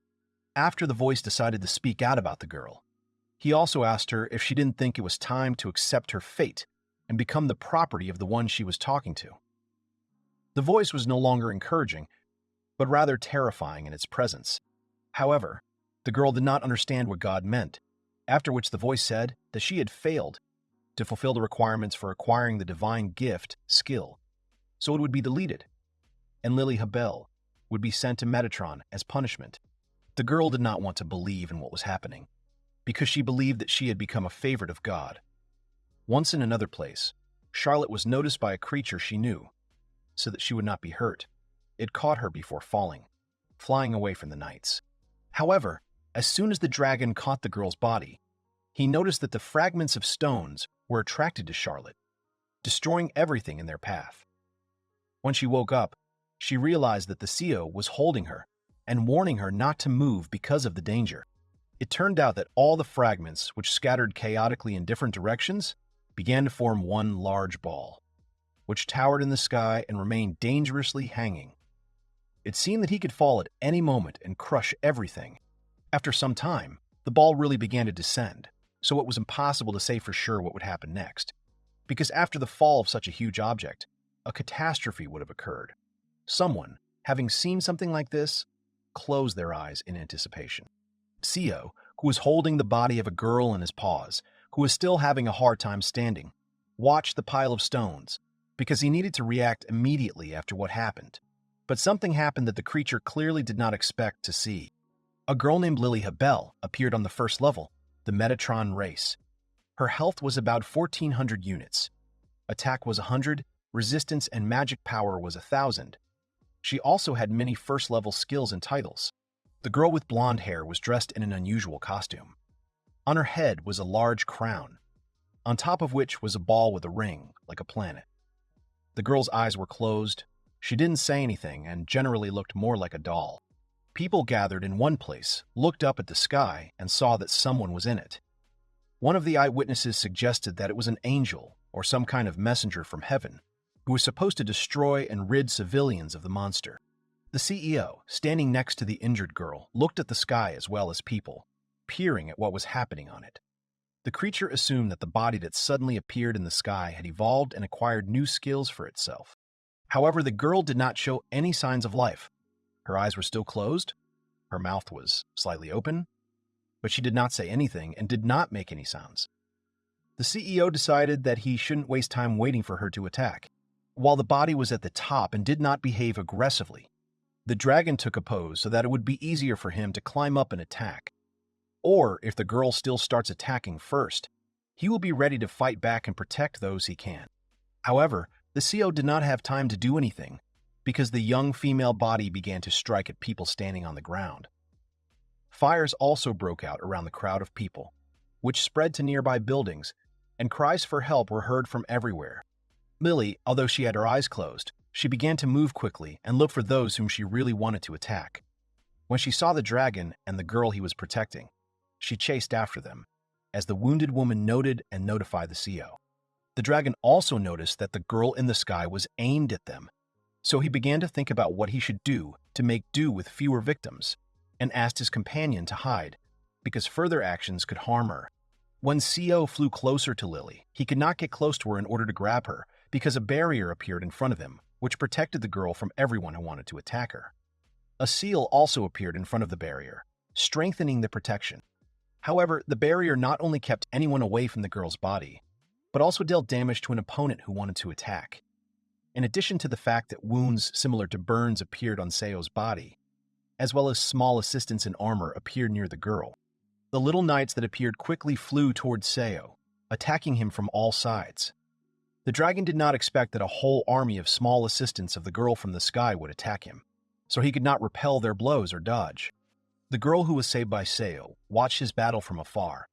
It was hard for her to watch her friend being tormented by enemies, but she needed to take care of herself, because nearby she saw a sword that could help both her and Seo in the future. After the blonde-haired girl turned around, she realized that she needed to get to the weapon as soon as possible, because the sooner she could do it, the more benefit it would bring while her savior was fighting high in the sky. However, as soon as Charlotte ran in the right direction, she saw that she was being chased by the very little knights who had attacked the dragon earlier. The opponents were armed and seriously determined to catch up and attack the girl. While Charlotte was running away from those who attacked her, the CEO saw the position of the one he was protecting. Shouting to the girl, the dragon wanted to distract the attention of the assistants of the one who was high in the sky, but the knights were still nearby. When Charlotte began to fall, she was immediately attacked by the little knights, who were just waiting for the moment to attack the girl. However, they failed to do anything, because they were stopped by Kimitsu, who came to the rescue and intercepted the blow. The CEO, who saw the woman, was delighted to see her. Kimitsu said that the dragon had changed a lot, because now he was in a new look, which did not look cute, but in the current situation, on the contrary, it was very good for them. Also, the woman added that, apparently, the girl in the sky was chasing Charlotte. Looking up, Kimitsu saw a female figure flying from side to side, tracking its target to attack her. The woman picked up the girl, throwing her over her shoulder, and told the CEO not to worry about her, because she would take care of Charlotte. She also added that the dragon should focus on getting rid of the monster that was in the sky. When Kimitsu began to run away, Charlotte protested and did not want to leave Seo alone because she saw how he was injured.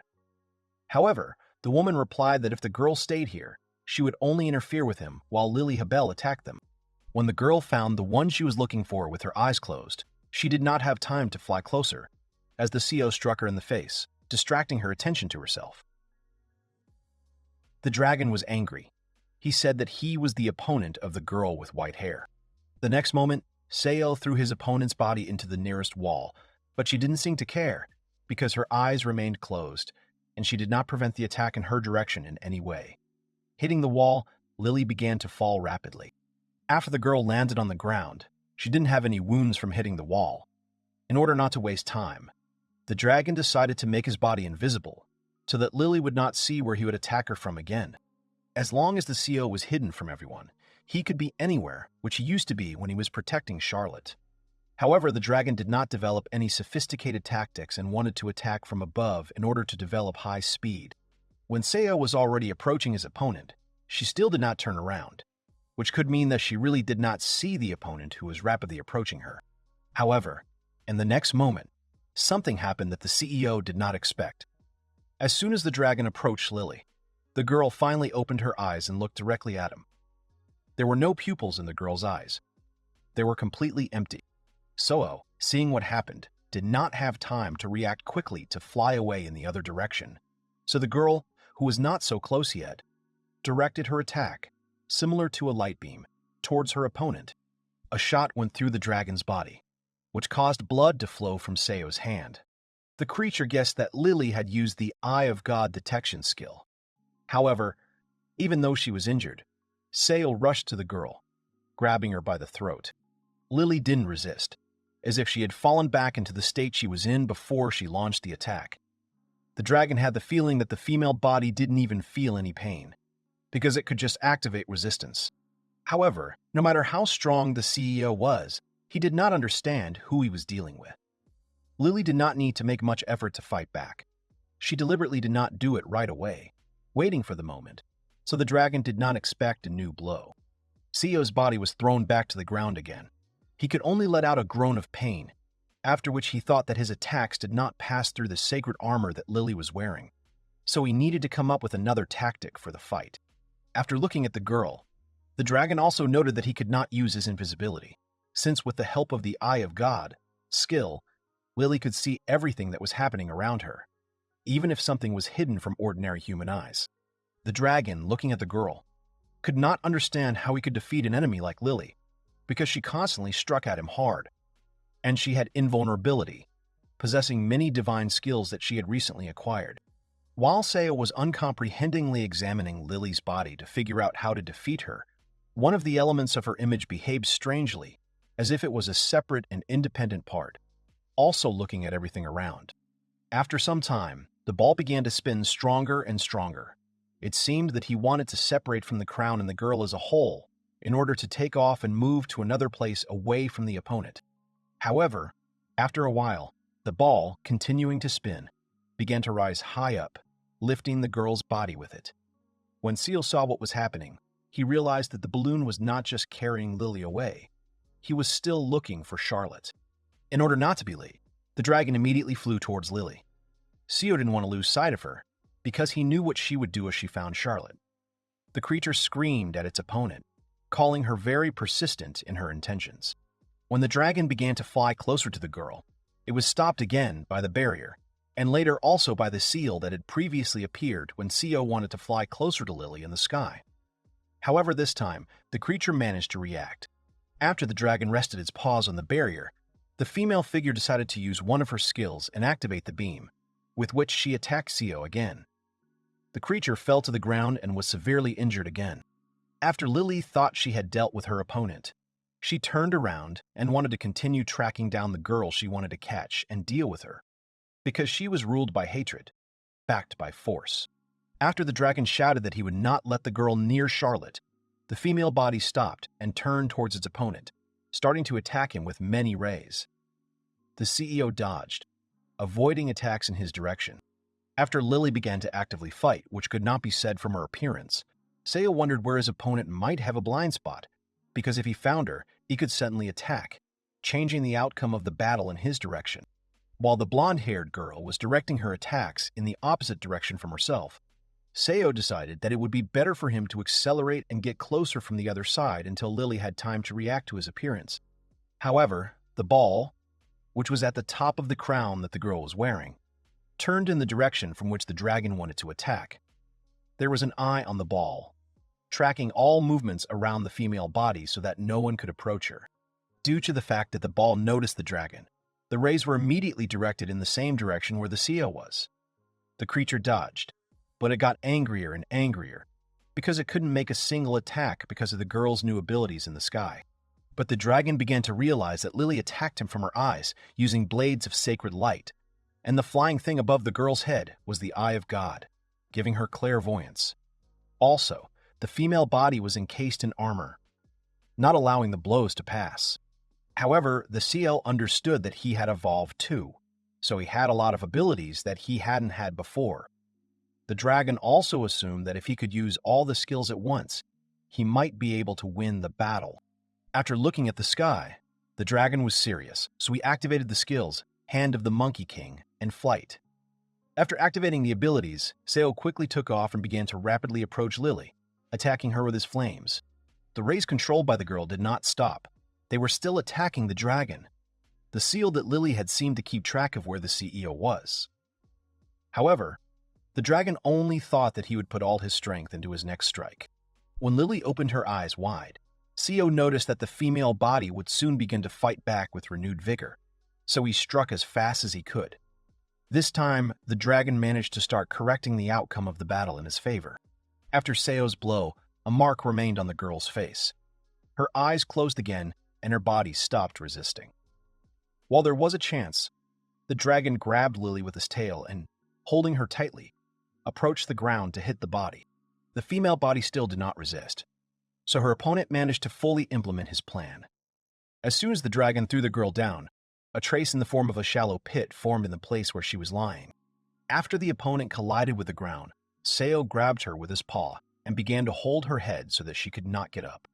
After that, the dragon began to ask if Lily liked the taste of earth, because he was not going to let her go so easily. Due to the fact that the dragon was finally able to catch his rival, he pressed her so hard to the ground, not giving her a chance to escape. But later Seo felt that the female body began to resist and moved to get out of the grip of the creature next to him. Since Lily didn't stop moving, the dragon hit her on the back of the head again to make her head fall down. Seo understood that as soon as he stopped attacking the girl, she would immediately begin to regenerate and repair all her damage. In order to prevent this from happening, the creature decided not to take any risks, and did not give a single second to the female body to restore its strength. Due to the fact that the CEO wanted to end the enemy once and for all, he continued to stick to his plan. After some time, the dragon was so involved in his duel that his rage led to the separation of Lily's head from her body. However, the CEO did not attach any importance to this, because the girl did not look like a human. She was like a doll that was silent. The female body no longer posed such a threat as before, and the dragon continued to strike at a separate part of the body. Lily's eyes were open, but she wasn't preparing to reactivate her skill and direct the beams at the creature. Lily screamed in unbearable pain. The blows inflicted by the dragon seemed to turn her inside out. The CEO was surprised by such a high-pitched scream. He didn't understand how a human could even make a sound like that. The sound was so unpleasant that the dragon grabbed the back of the opponent's head and, squeezing it tighter, tore her head off her body. He was annoyed. His desire for Lily to calm down was unbearably strong. After that, he flew over the girl's body. Rising up, Sale observed the picture created by his paws. The opponent's head fell down like a stone, raising a thick cloud of dust from the floor. It looked as if the weight of the girl's head had increased exponentially. The dragon remained in the air, feeling as if time had stopped for a couple of moments. He stared intently down into the cloud of dust that was slowly beginning to dissipate. Even the CEO's heart seemed to freeze in anticipation of the next moment. Having completely dissipated, the dust revealed a not unpleasant picture at all. Lily was alive. The head grew back into place, and the ill-fated crown soared above it. Bits of armor peeked out from under the tattered cape. The girl's head was spinning unnaturally fast, as if she was looking for something next to her, or someone else. Her gaze was completely blank, but her mind was still aware of the situation. After a couple of moments, Lily turned the body in the direction of the CEO. Realizing that Lily was looking up somewhere, the dragon saw above his head the eye that used to be in the crown. It was spinning chaotically and spinning in the air, as if it was also looking for something. His pupil was constantly rotating from side to side and in a circle. The dragon, staring at the floating eye, seemed to have an epiphany. The CEO came up with an idea that seemed like a good way out of the situation. That eye may be exactly what he lacked for the final victory over Lily. Sao rushed up to reach that damn eye. Stretching out its tail, the dragon wrapped its tips so tightly around the eye. Turning swiftly in the air, the dragon built a clear and direct plan of action for victory in his head. The dragon did not understand why Lily needed this eye so much. However, filled with determination, he swung and threw the eye towards Lily. She should have kept her paws off the woman he'd been in love with for a long time. The eye, which had crashed into the girl's body with force, cracked with a quiet crack. From the cracks came a soft whistle and rays of light that seemed to want to break out. It seemed that some kind of violent, sinister force was gathering into a single ball inside this eye. With a deafening sound and the brightest flash of light, the eye exploded.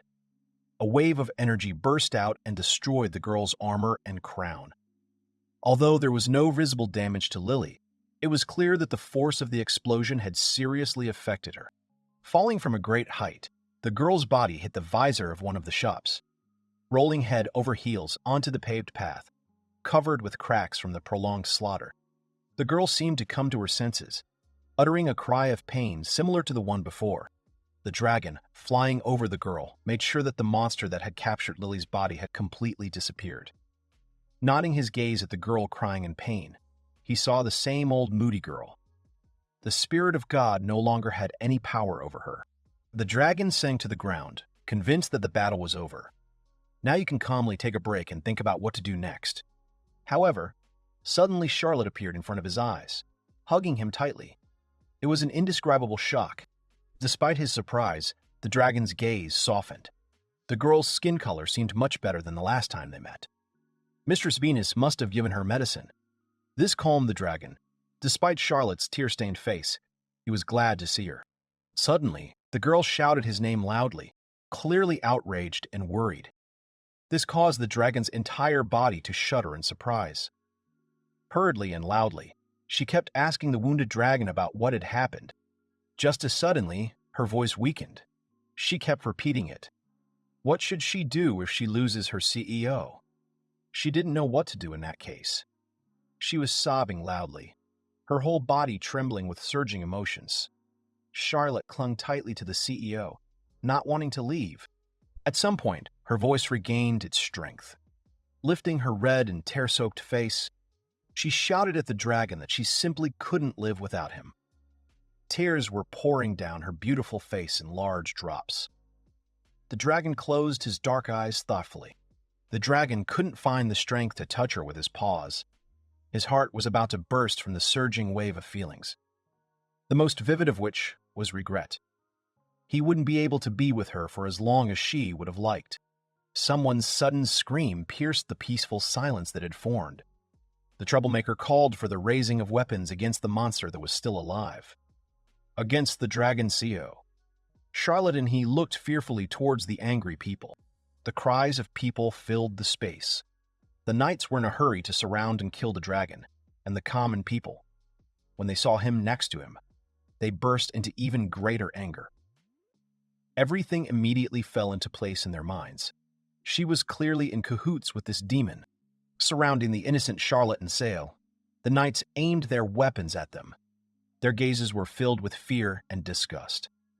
All they wanted was to kill both the dragon and the girl who was clearly supporting him, and who looked back at people with fear. Charlotte snuggled closer to the dragon, her face full of horror and failed attempts to come up with a way out of the situation. The dragon's gaze was different. Thoughts mercilessly appeared in his head, trying to figure out how to save his beloved Charlotte. People continued to gather around CEO and Charlotte. They had practically nowhere to run. Each of them wanted to take this chance, while the dragon they saw as a demon was weakened.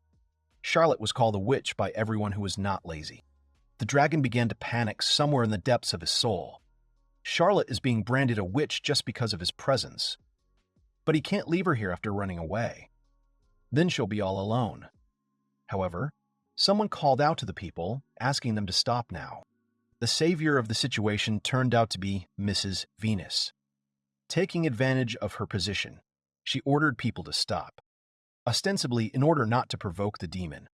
It worked, because no one wanted the dragon to suddenly fall into a terrible madness. The dragon was sincerely glad to see Lady Venus. He was extremely grateful for her attempt to help. Venus, at that moment, was trying to figure out what to do now. She stopped them now, but this trick wouldn't last long, so it was worth thinking about. The excited people turned to Charlotte. They wanted to know what she was up to with this demon. Despite her panic, the girl protectively covered the dragon with herself, assuring that he would not harm anyone, but no one believed her. The crowd immediately picked up another shout of curses in the direction of Charlotte and Seo. With each passing moment, their rage grew stronger. The only person who did not wish them harm was Mrs. Venus, and that precious time was quickly running out. Suddenly, the CEO established a mental connection with the woman. He informed Venus that he had an idea about how to get out of the situation. Although Venus was amazed by such a connection, she expressed a desire to listen to the idea of a dragon she had known for a long time. The dragon shared his idea. His plan was for Venus to break through the crowd of city dwellers and knights surrounding Charlotte and Seo. Next, she had to fight back against the dragon on her own to save Charlotte. Lady Venus could not immediately believe that the dragon was really ready to decide on such a thing. However, this was the only way to protect Charlotte's future. The dragon has already come to terms with the consequences that will follow after his difficult plan. Gathering his resolve, the dragon let out a menacing roar. A general panic began. Despite all their anger, people could not block out the fear they felt in front of the dragon. Charlotte tried to calm him down, but it was obviously unsuccessful. A feeling of regret grew stronger in the dragon's heart. He couldn't share his plan with her, which was why the girl was really scared and confused. But it is necessary. Seo activated the Sleepy Blizzard skill by taking air into his lungs. Charlotte, having fallen under the influence of the dragon skill, fell into a deep sleep. When the girl fell to the ground, Mrs. Venus suddenly screamed. She pretended to be terrified, screaming that the dragon was trying to kill Lady Charlotte. People were confused. People turned to Mrs. Venus in a dumbfounded manner.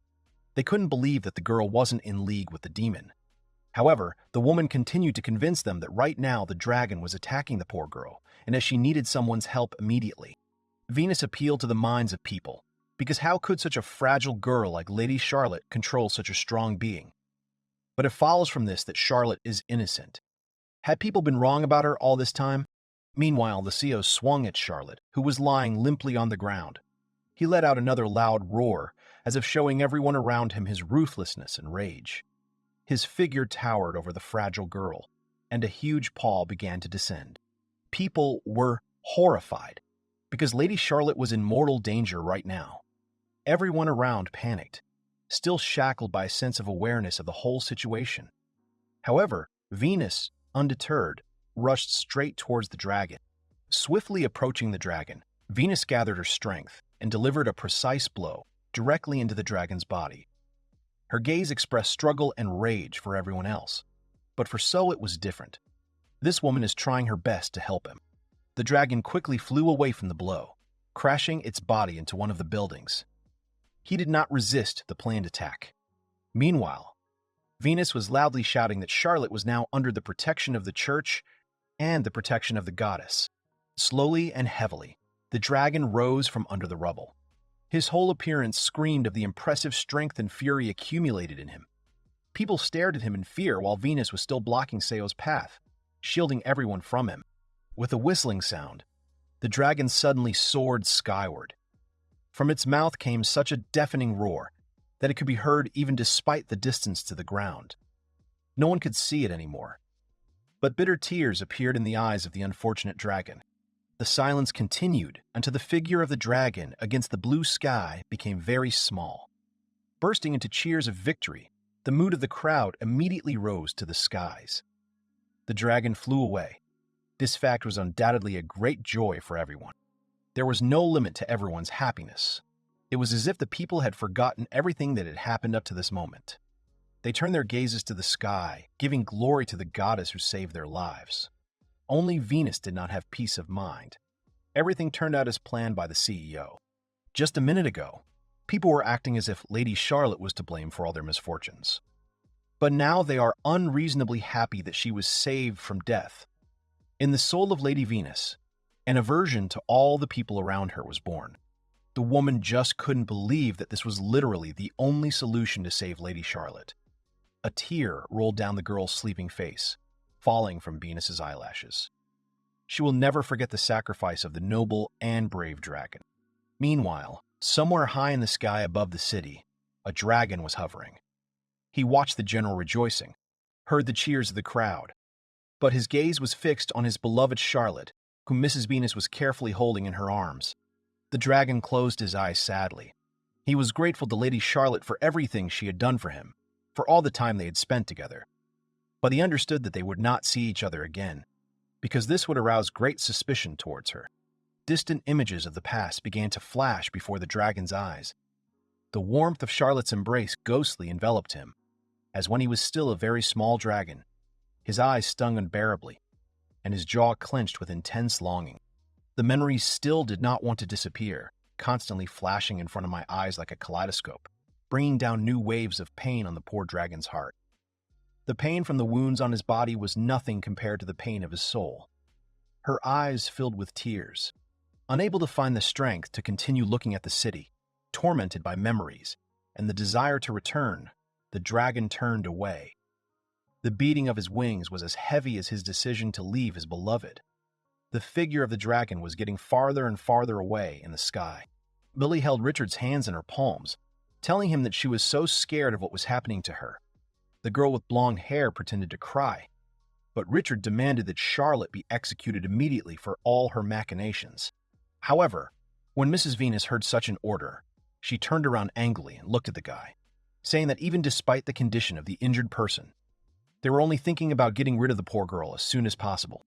Richard didn't like the way the woman was talking to him, so he screamed and added that it was because of Charlotte that Lily was subjected to a similar condition. The blonde-haired girl confirmed this by talking about how hard it was for her. Mrs. Venus was tired of listening to such lies, because what Lily was saying was absolutely not true. After waiting for the right moment, the woman aptly threw something small into her companion's mouth. The girl did not expect this.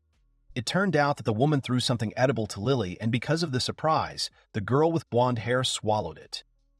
Mrs. Venus asked if she liked what was inside her. Worried, Richard approached the bride, asking how she was, deciding not to waste time. Mrs. Venus quickly began to ask the question of whether the girl remembers how her parents died and what happened to them. The people around did not understand what was happening, and the woman clarified whether Lily's father had been robbed, as she said. Richard was angry. He didn't want his bride to be treated like this, so he tried to interrupt what Mrs. Venus was saying. However, Lily herself interrupted the young man's speech and replied that it was she who killed her parents once.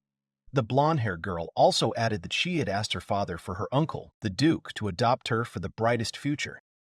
Because the man refused, she was very angry and did not want to put up with her situation. Lily immediately covered her mouth with her hand as soon as she told everything about how her parents' death happened. The girl didn't understand why she was talking like that at all. The woman was pleased and also asked if Charlotte had really done something bad to her.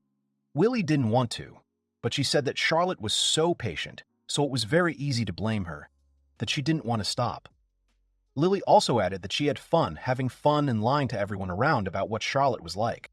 Mrs. Venus thought that what she gave her companion to eat would find out the whole truth if you asked her a question. Since the blonde-haired girl probably didn't regret anything, she would say everything as it really was, which was what was needed. Ms. Venus did not want to stop, because she needed to find out everything while the pill was in effect. The woman asked why Lily decided to take the prince away from Charlotte, to which she received the answer that it was all for the sake of greater popularity. The woman continued and asked what Lily personally thought of Charlotte, who was respected by her fiancé. The girl replied that she could not accept those who were better than her, because she lived only for the feelings of pain and suffering of those whom she chose as her goal. After her words, the blonde-haired girl covered her mouth again, because what she said completely exposed her in the eyes of others. Richard, after hearing about why Lily was actually with him, the girl tried to justify herself to her fiancé. However, Lily's emotions got the better of her. The girl could not restrain herself and screamed at people not to look at her like that. She wanted everyone present to serve her, and especially the bastard prince who was nearby.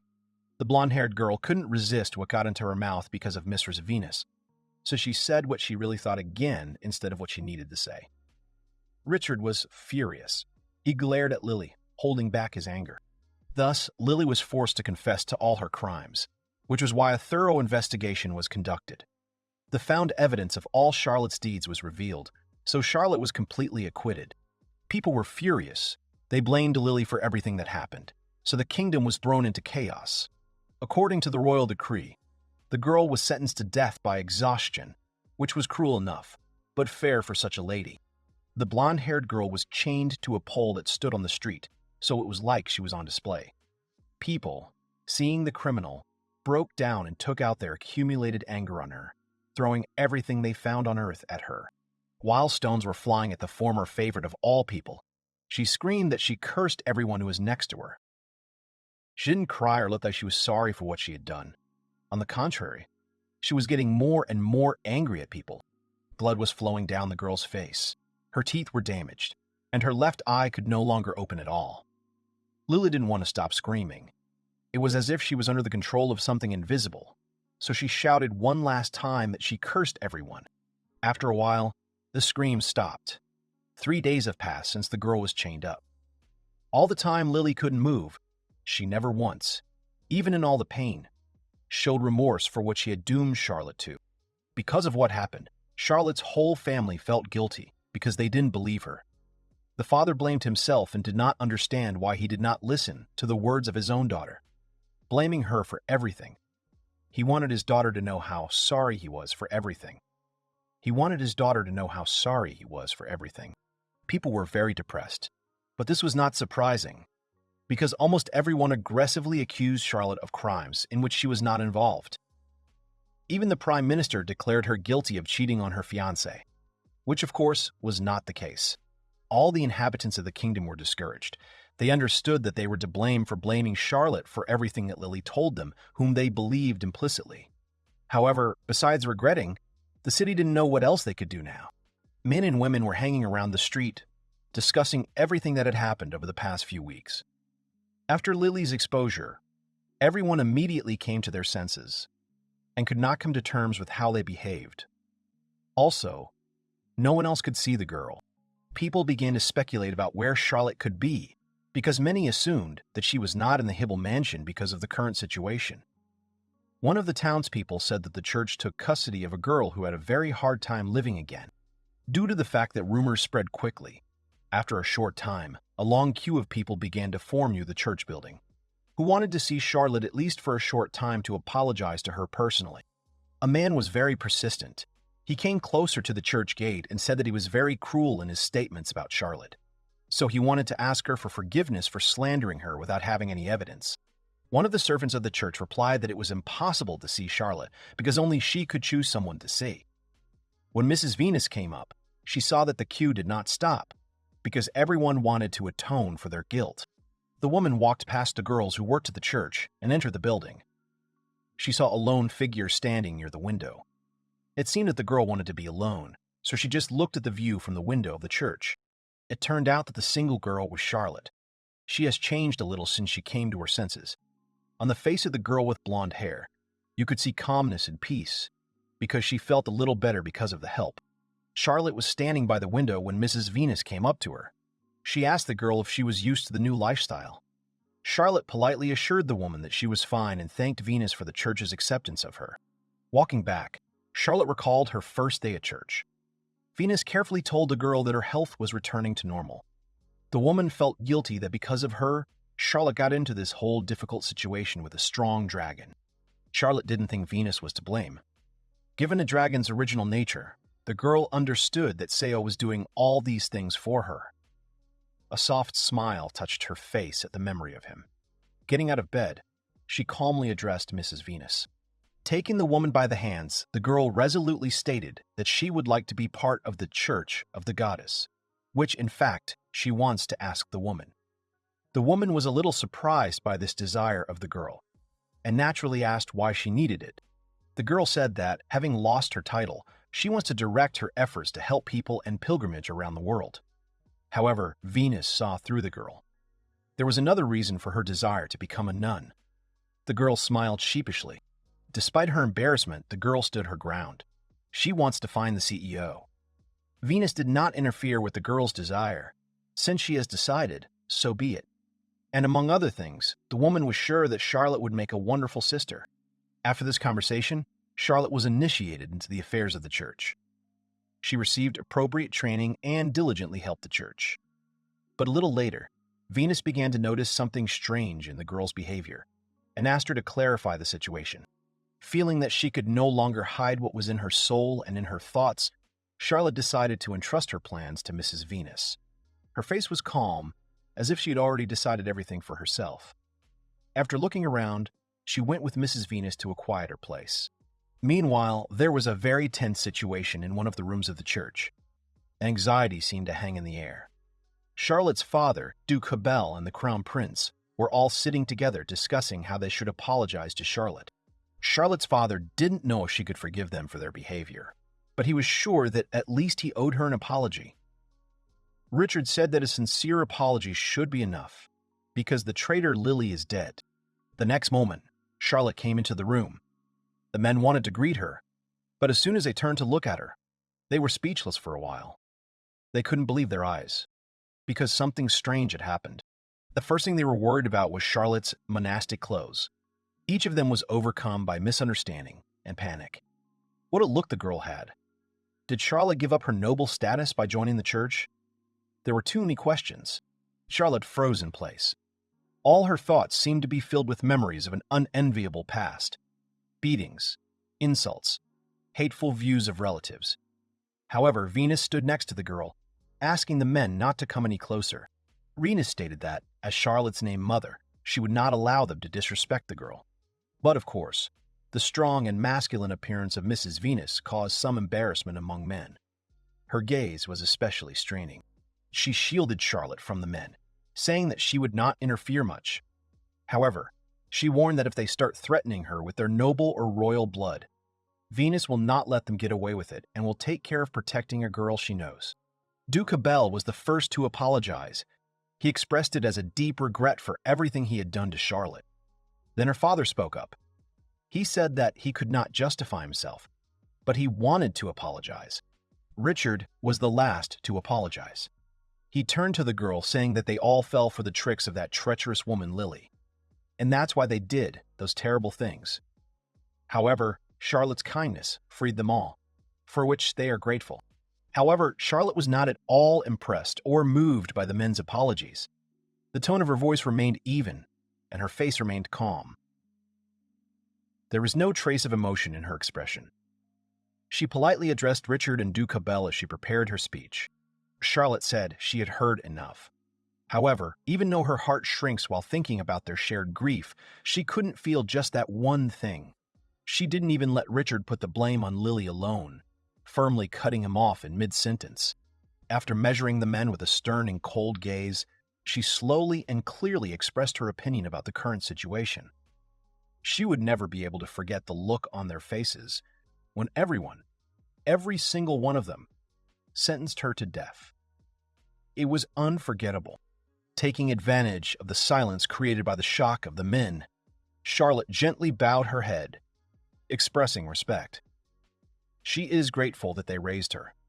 But from that moment on, she renounced her family and had the intention to live in the status of a nun. Amazed by such speeches, the men fell into a stupor for a couple of seconds. Richard couldn't even stand on his feet, falling to his knees on the floor. Each of them could not accept such a situation, because they already had a plan in which they saw the girl's behavior differently. Charlotte just turned her back on them, preparing to leave the room. She had nothing more to say to these people. She has no business left to settle. Richard, finding the strength, got to his feet and tried to stop his ex-fiancée. Richard screamed about his feelings for her. He loved her. He wanted her by his side. What's the point of becoming a nun if the only happiness for him is their life together? With tears in his eyes, he began to beg her to come back to him no matter what. Mrs. Venus placed her hand protectively on the girl's shoulder, intending to help her leave the room without unnecessary problems. However, Charlotte decided to honor the men with her cold, indifferent, and calm gaze.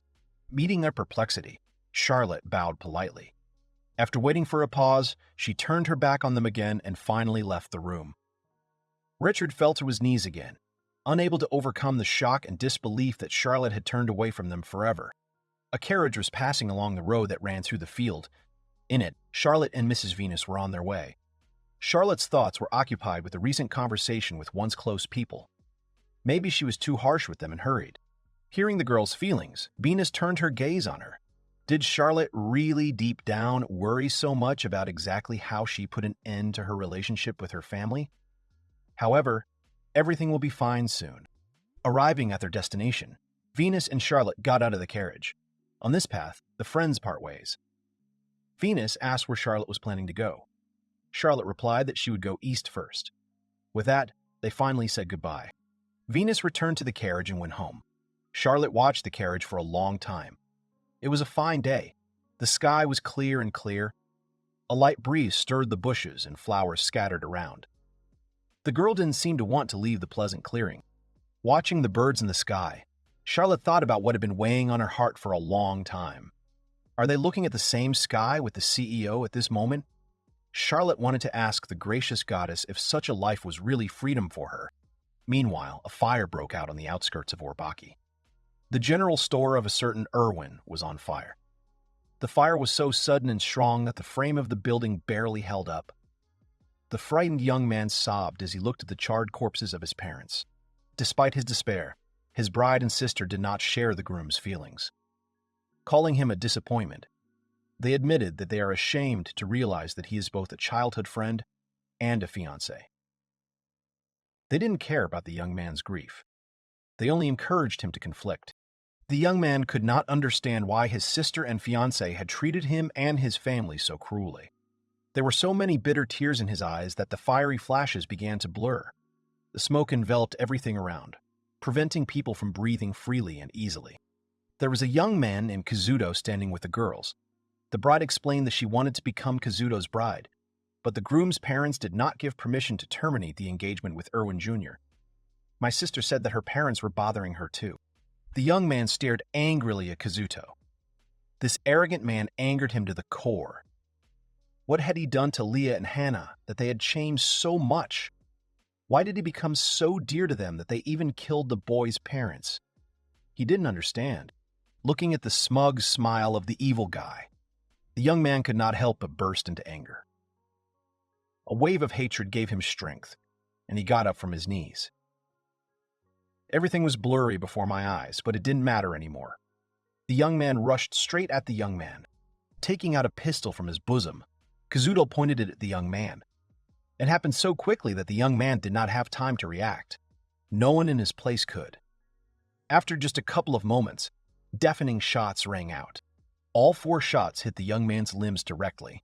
Men were not needed in Kazuto's harem, so the young man's elbows and knees were shot through. Kazuto's accuracy could only be envied.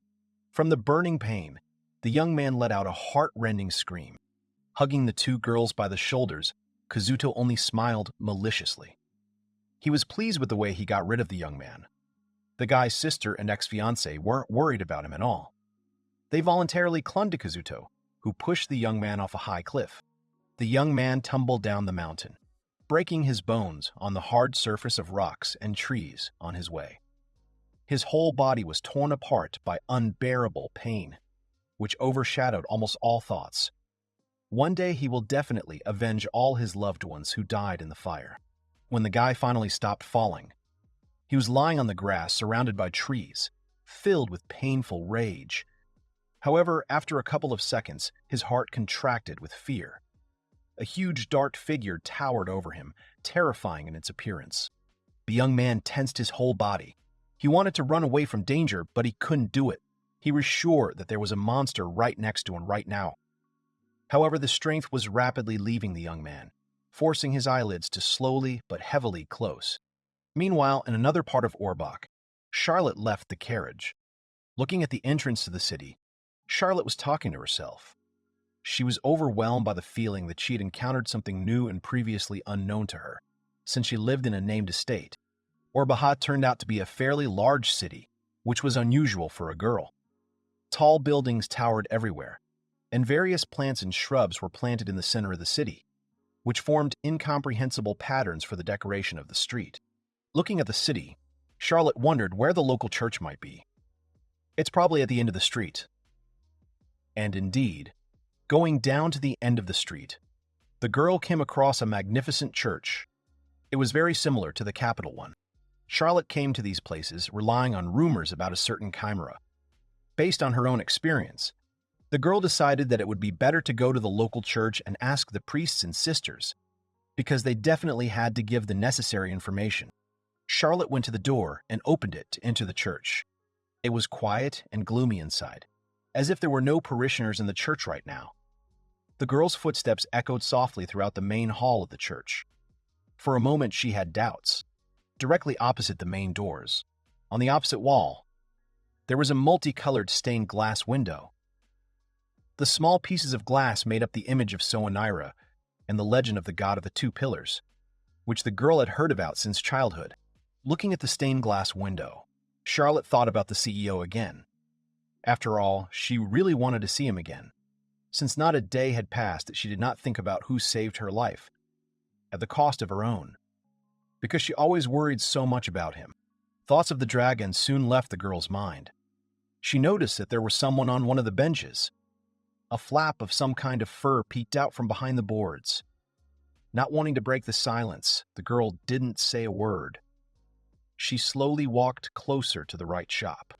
Coming even closer, the girl realized for sure that someone was sleeping on the bench. She walked slowly and cautiously halfway up. The closer Charlotte got, the more clearly she heard someone breathing softly and sniffing. Who can sleep in a church? When she got very close, Charlotte raised her eyebrows in surprise. The flap of wool turned out to be not a piece of clothing at all, but a tail. Moreover, as it turned out, this tail belonged to a young girl. This girl turned out to be a half-human. Charlotte looked at the girl who was sleeping on one of the benches inside the building and asked her why she was sleeping in such a place. However, the girl did not wake up, so Charlotte was worried that the stranger might get sick in this form. Charlotte began to think about what was best to do with someone she didn't know anything about, but other than taking her to bed, nothing came to mind. In a dream, the stranger began to talk and ask for help, calling a man named Senel. The girl, sleeping for some time in the church, had a dream about the time when she was in captivity. She was mistreated because she wasn't a real person. Such half-humans were compared to demons and witches by ordinary people. However, someone specifically caught and kidnapped such residents because they could build a good business while someone had a demand for half-humans.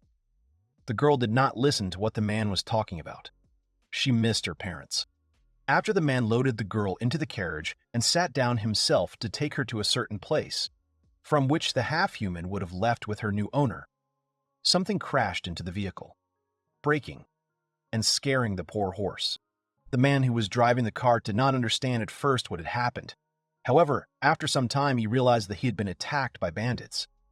Due to the fact that the man was only worried about himself, he decided to run away, left the girl alone under the rubble. The half-human was lying on the ground. She was slightly injured, but she could get up so as not to stay in place. Later, the girl heard someone's voice saying that he did not want to harm the girl, whom, on the contrary, he wanted to save.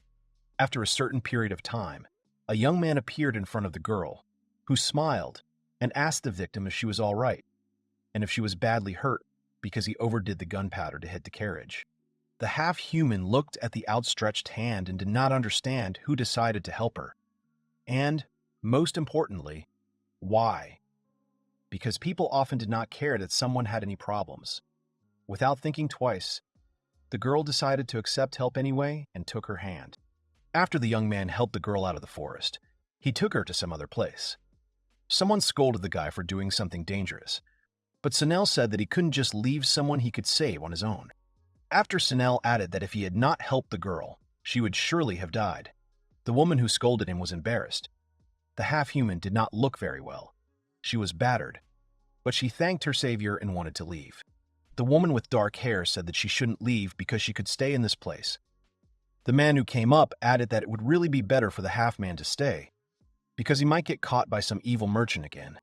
The girl was ready to be accepted as a full member of the family, so she can just help with the housework while staying at home.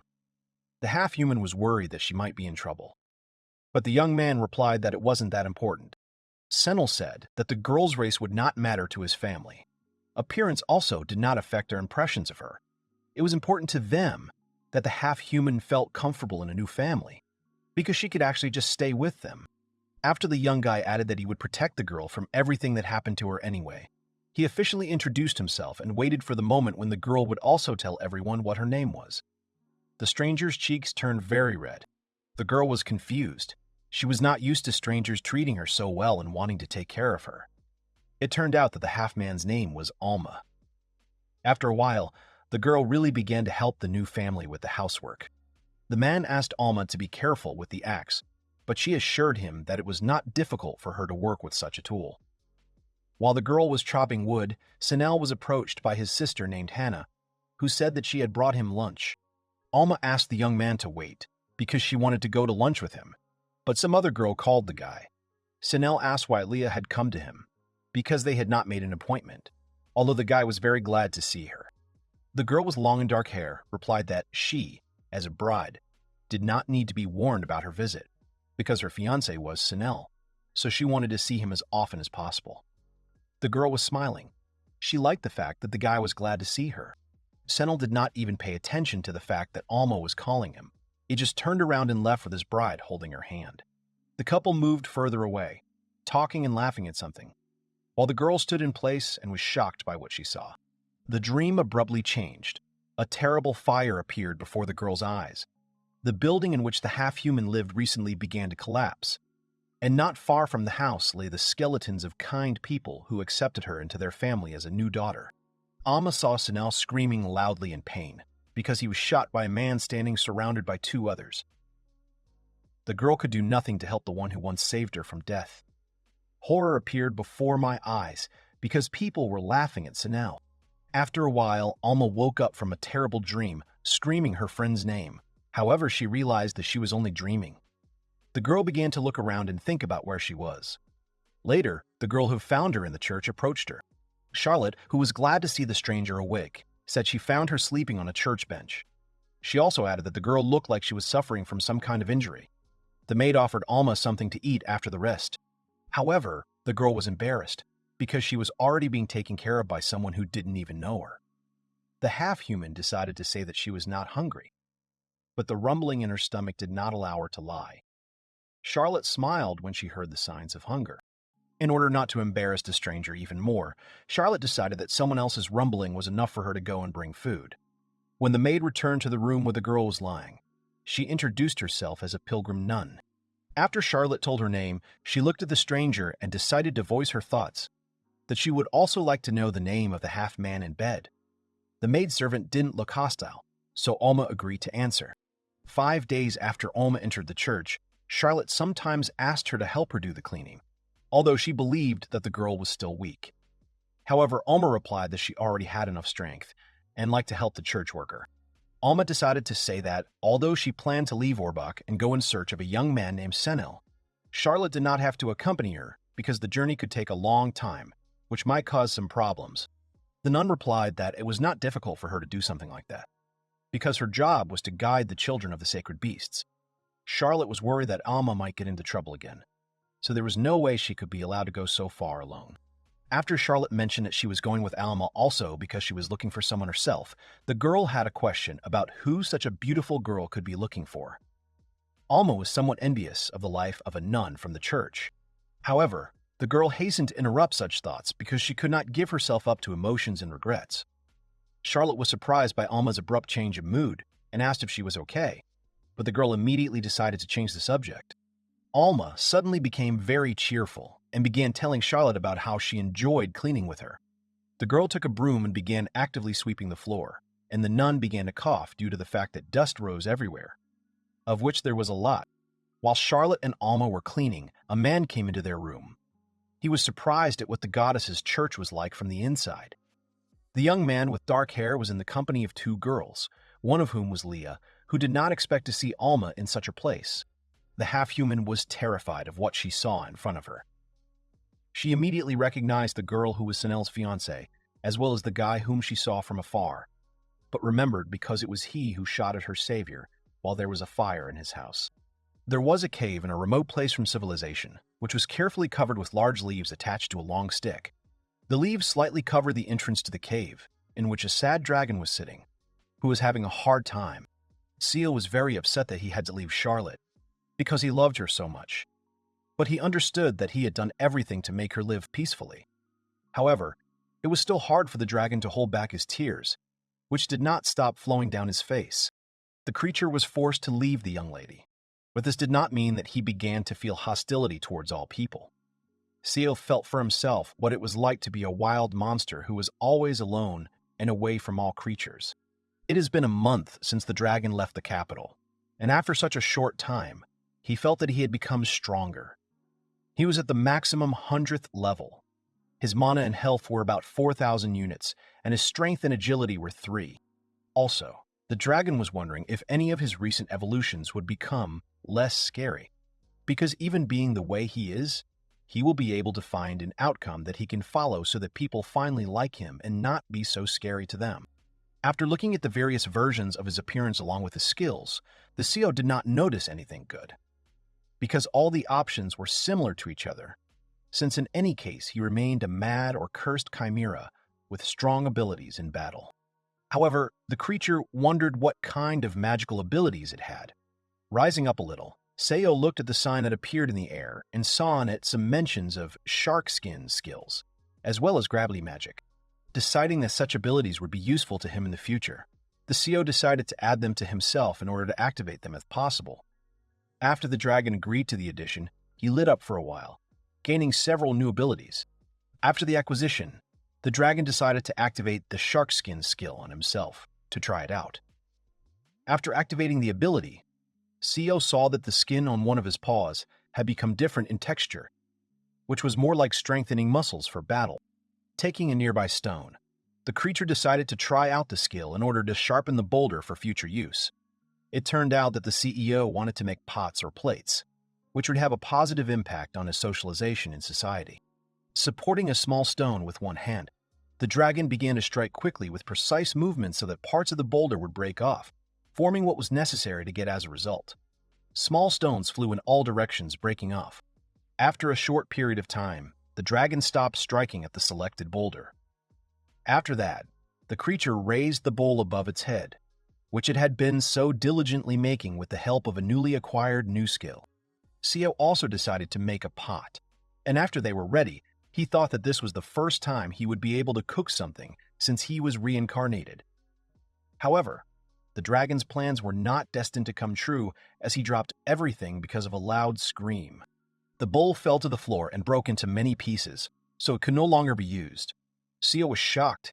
He did not expect that someone would suddenly scare him, which would cause him to drop his product, which he so diligently made of stone. To deal with the one who dared to distract the CEO from his important business, the dragon ran out of his hiding place and headed into the forest. All he had in his head was that he would deal with everyone who distracted him and caused his bowl to fall to the floor and break. Passing by another tree, CEO saw that a human body was lying on a small field. The young man looked young enough, but he was unconscious, so it was not entirely clear what had happened to him and how badly he was injured. The dragon did not think long about what he needed to do, because he would never leave someone who needed help. After some time, the CEO was able to bandage the wounds that he saw on the young guy, believing that this would be enough for the first time. Looking at the revealed characteristics of the man, the CEO saw that the young man's health was slowly recovering. Looking at the skills and abilities, the dragon realized that the stranger reminded him of Lily, because she possessed something similar. Since the young man did not wake up, the creature decided that for a while it should just be left in a convenient place. However, it was not clear what would need to be done next when the person wakes up. The CEO was thinking of showing the young man what he could do. CEO also thought that after the young man wakes up, he will need to be escorted to the nearest village so that people can see how kind the dragon was. Because of his thoughts, the creature did not immediately notice how the guy woke up and sat down. The dragon turned around and saw that his plan would not be implemented now because he did not have time to prepare a new plate in order to show it to a person. However, as soon as the young man saw the dragon, he screamed in fear and thought that they were going to eat him. The young man wanted to do something but could not, because his arm hurt a lot. Getting up, the young man tried to move, but he did not have the strength at all. The CEO tried to stop the man, but he did not realize that he was not in danger. Due to the fact that the young man thought of Seo as a monster, he did not trust him, so he fell to the ground and began throwing stones at the dragon so that it would not approach. The creature was trying to figure out how to calm the man down and make him believe that he would not attack. After some thought, the CEO decided to try one of his options. taking some berries that he had picked earlier in his tail. The dragon handed them through a gap in the rock to the guy, who was very scared that he saw a tail next to him. Looking at the outstretched berries, the young man said that the dragon wanted to fatten him up so that he could eat him later, so he was not going to take anything from the monster. The young man told the CO not to approach him, which made the dragon very upset and drooped. The creature did not know what else to do to make the young man believe in the purity of his intentions. The young man thought that the dragon was behaving very strangely, because he did not attack him, but was upset that the man did not take his food for himself. After a short thought, the young man still picked up a handful of berries and asked the dragon if he could eat them. The young man did not know what the CO was up to, but he understood that the creature did not want to harm him for some reason.